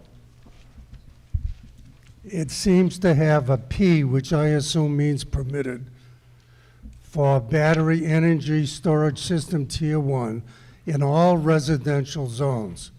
Now, I live in a residence. I don't know what this thing looks like. I don't know how big it is. Sir, I don't know we can whether- talk about that after. Right now, we're just talking about changing it non-permitted in the data storage centers. We're only That's it. speaking on the That's- motion to amend? But we got to get through this one first, and if you want to talk about that after.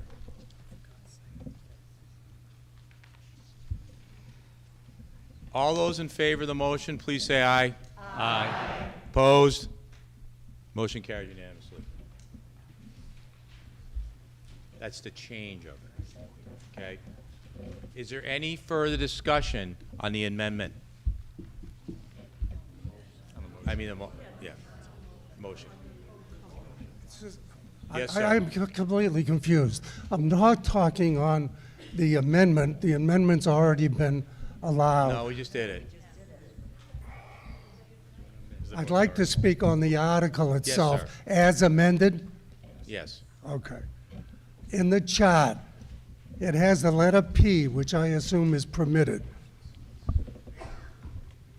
I understand it's for the battery. Battery energy tier 1. I don't have any idea visually what this thing is. Is it big? Is it small? Does it make humming noises? Is it something I'd want next to my property? I completely agree with you. I have no idea what these things look like. Mr. Moderator? Go ahead, Ms. Riley. So currently, sir, there are plenty of residents in Millis that have these units. The tier 1 are specifically what homeowners would use. You may see them, the Tesla has these battery packs that, they're about 6 or 7 feet tall. They're maybe half a foot wide. People mount them on their walls when they have solar in their home. Those are the most common that would fall under the tier 1. And I am in no way an energy expert, but in our research we have found that at a maximum, at the 250 megawatt hours, that is the limit for tier 1. The largest storage unit would be maybe an 8x10 box that's someone could have in their backyard, but the more common things that you find are like these Tesla, I'm not exactly, I'm sorry? Powerwall, thank you. As I said, I don't have solar in my house, so I don't know, but they're Powerwalls. They're not even a foot deep, and some people have 2 or 3 of them mounted. They may have, to use for an electric vehicle. They may have 8 of them if they have solar panels, so it collects, but they're not the huge systems that you're thinking of in Medway. They're not even big commercial systems. They're specifically the size that a residence would have. Thank you. Any further discussion on the motion? Yes, sir. Andrew Manning, J. William Heights. I do just have a quick question. The Tesla battery wall for a residential unit is about 10 kWh, and that's one wall. So 250 is actually a few of those, 25. So zoning for that residential, I don't know that folks would want 25 batteries at their neighbor's house, but something to just consider. Thank you for that information. Yes, sir. Hi, Al Bouchard, 187 Union Street. So this is just to define in our bylaws, and nothing planned yet? Correct. So this wouldn't have anything to do with the unit that's going to be there where the old Houchin houses is? Correct. All right, thank you. Thank you.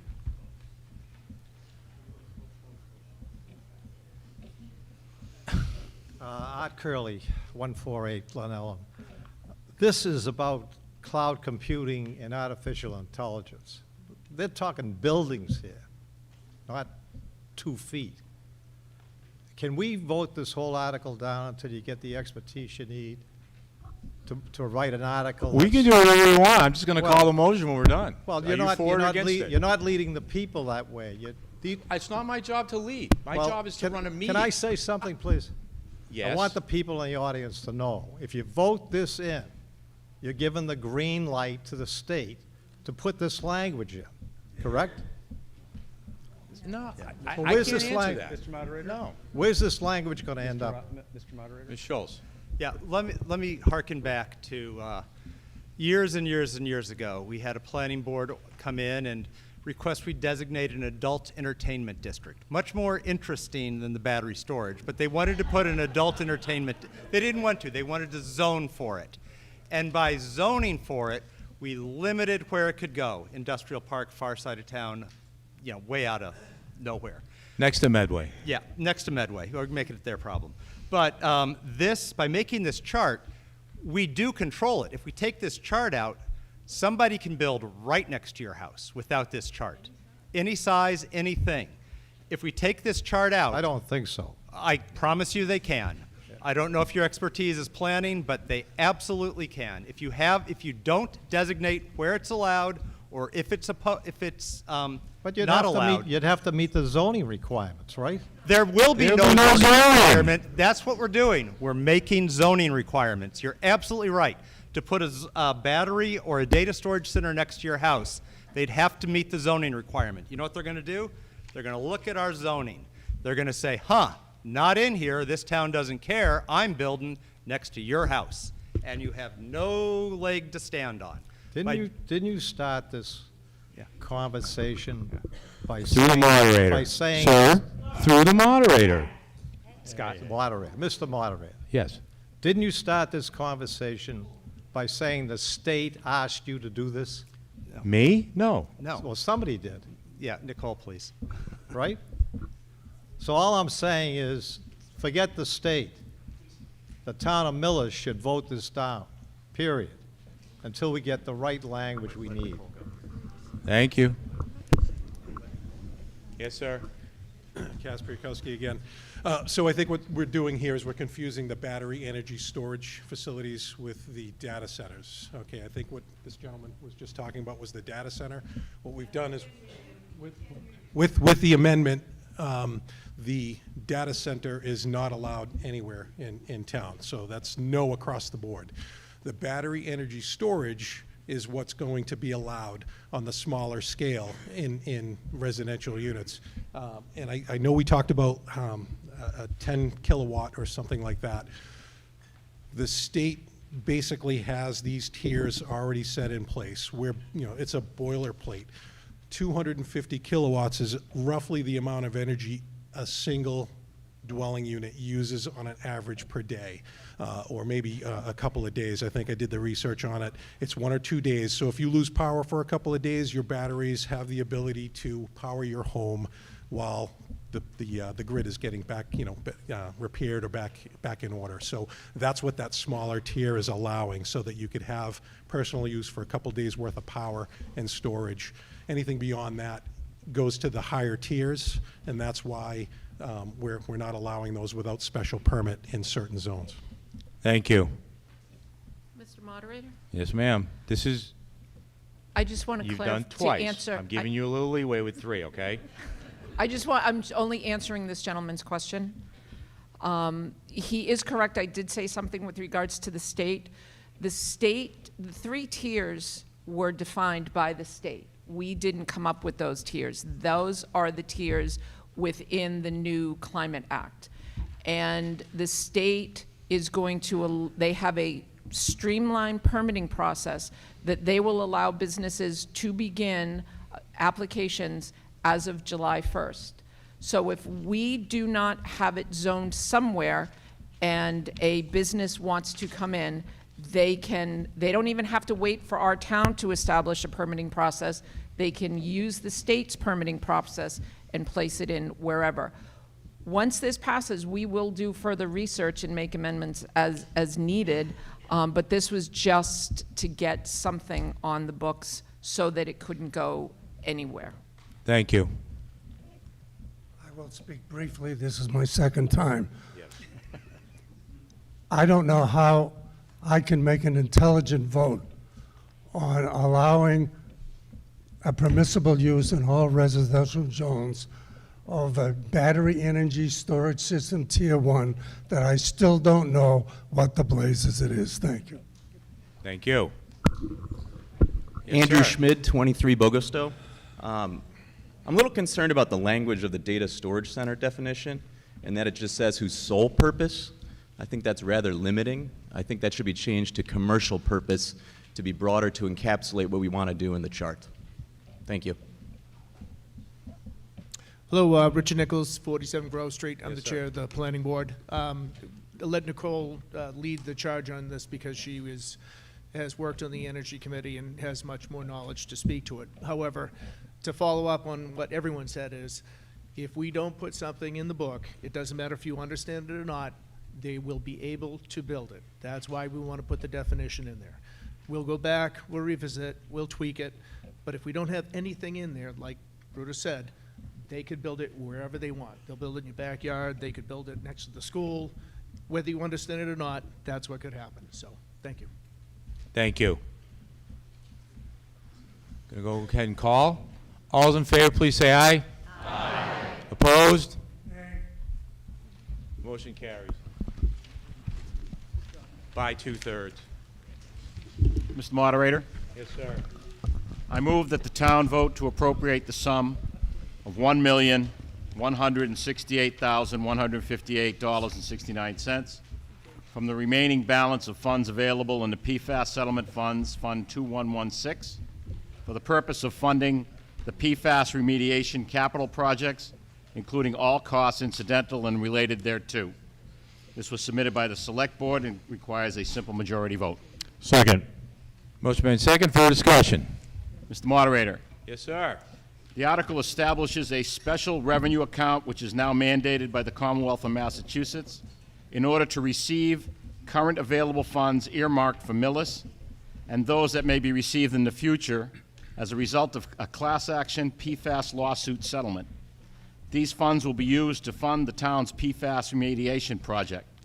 The Finance Committee recommends a yes vote, 9-0. Thank you. Any further discussion? All those in favor, please say aye. Aye. Aye. Opposed? Motion carries unanimously. Mr. Moderator. Yes, ma'am. Article 19.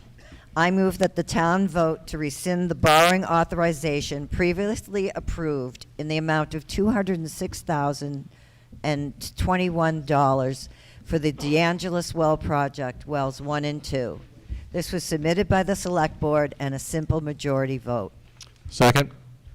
Motion made second for discussion. Mr. Moderator. Yes, ma'am. Thank you, sir. The project is now complete, so the borrowing authorization is no longer needed. This vote simply closes out the remaining unused borrowing authority and officially wraps up the project financially. It also reduces the town's total outstanding authorized debt, so our records better reflect current needs. The Finance Committee approved this article 9-0. I'm sorry, this was submitted by the Select Board, and it must pass by a simple majority. Thank you.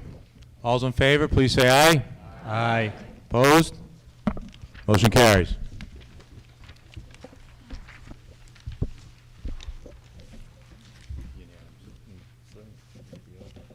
Mr. Moderator. Yes, ma'am. Article 20.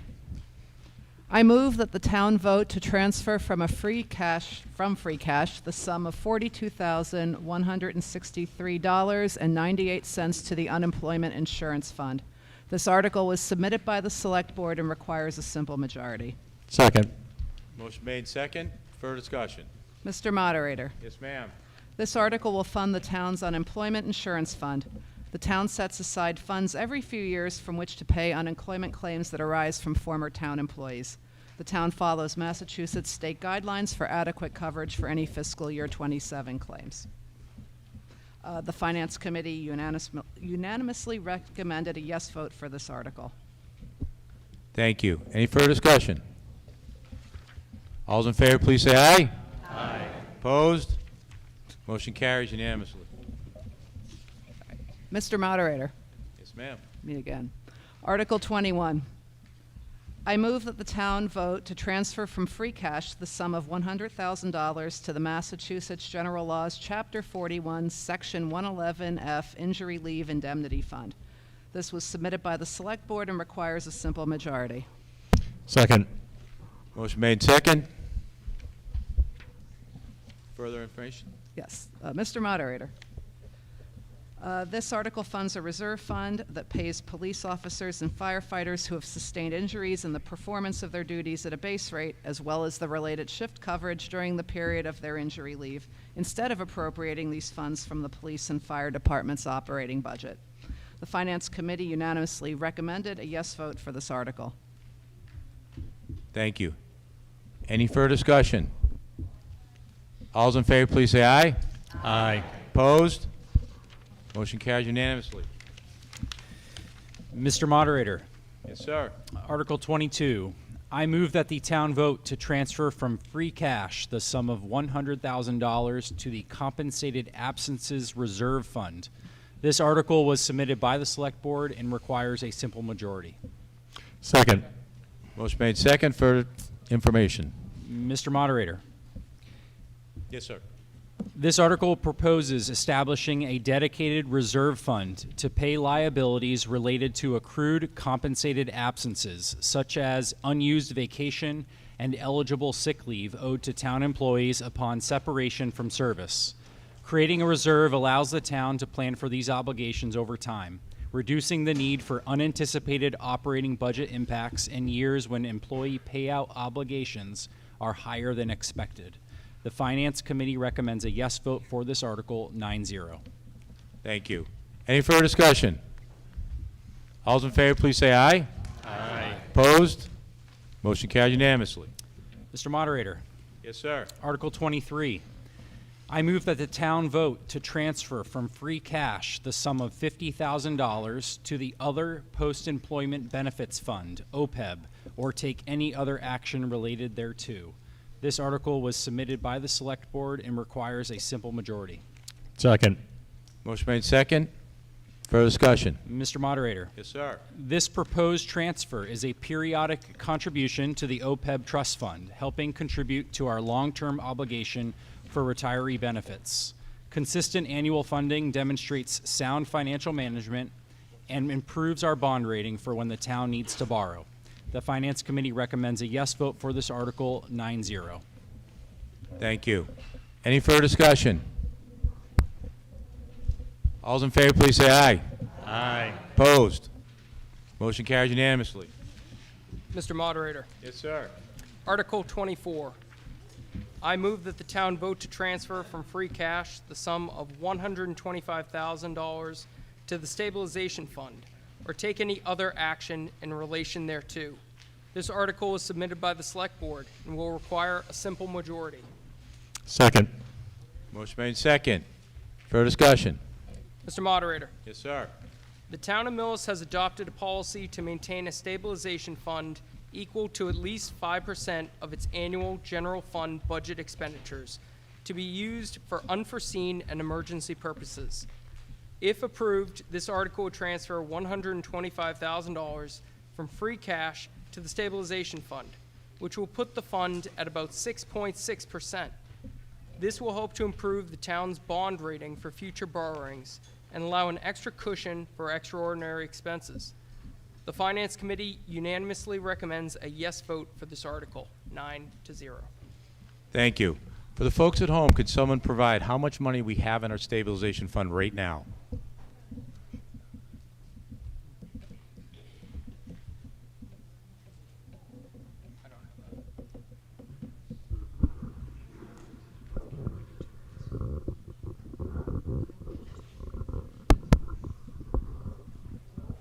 Mike's.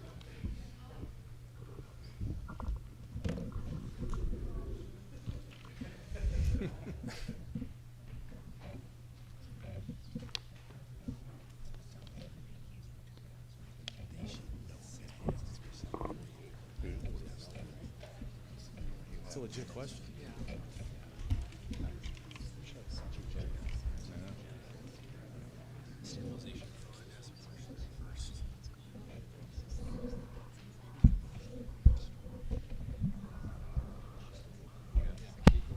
Mr. Moderator.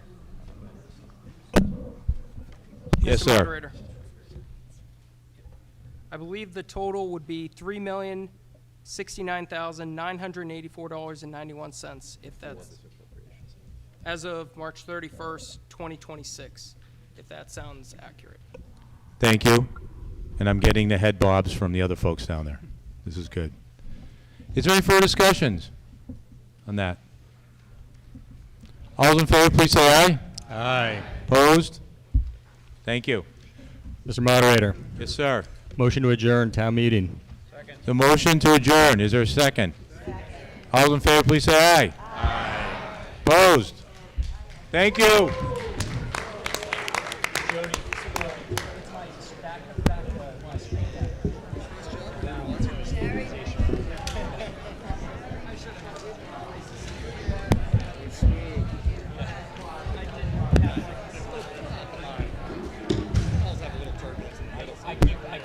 up to date. Yeah, it's just what I wake up to every morning.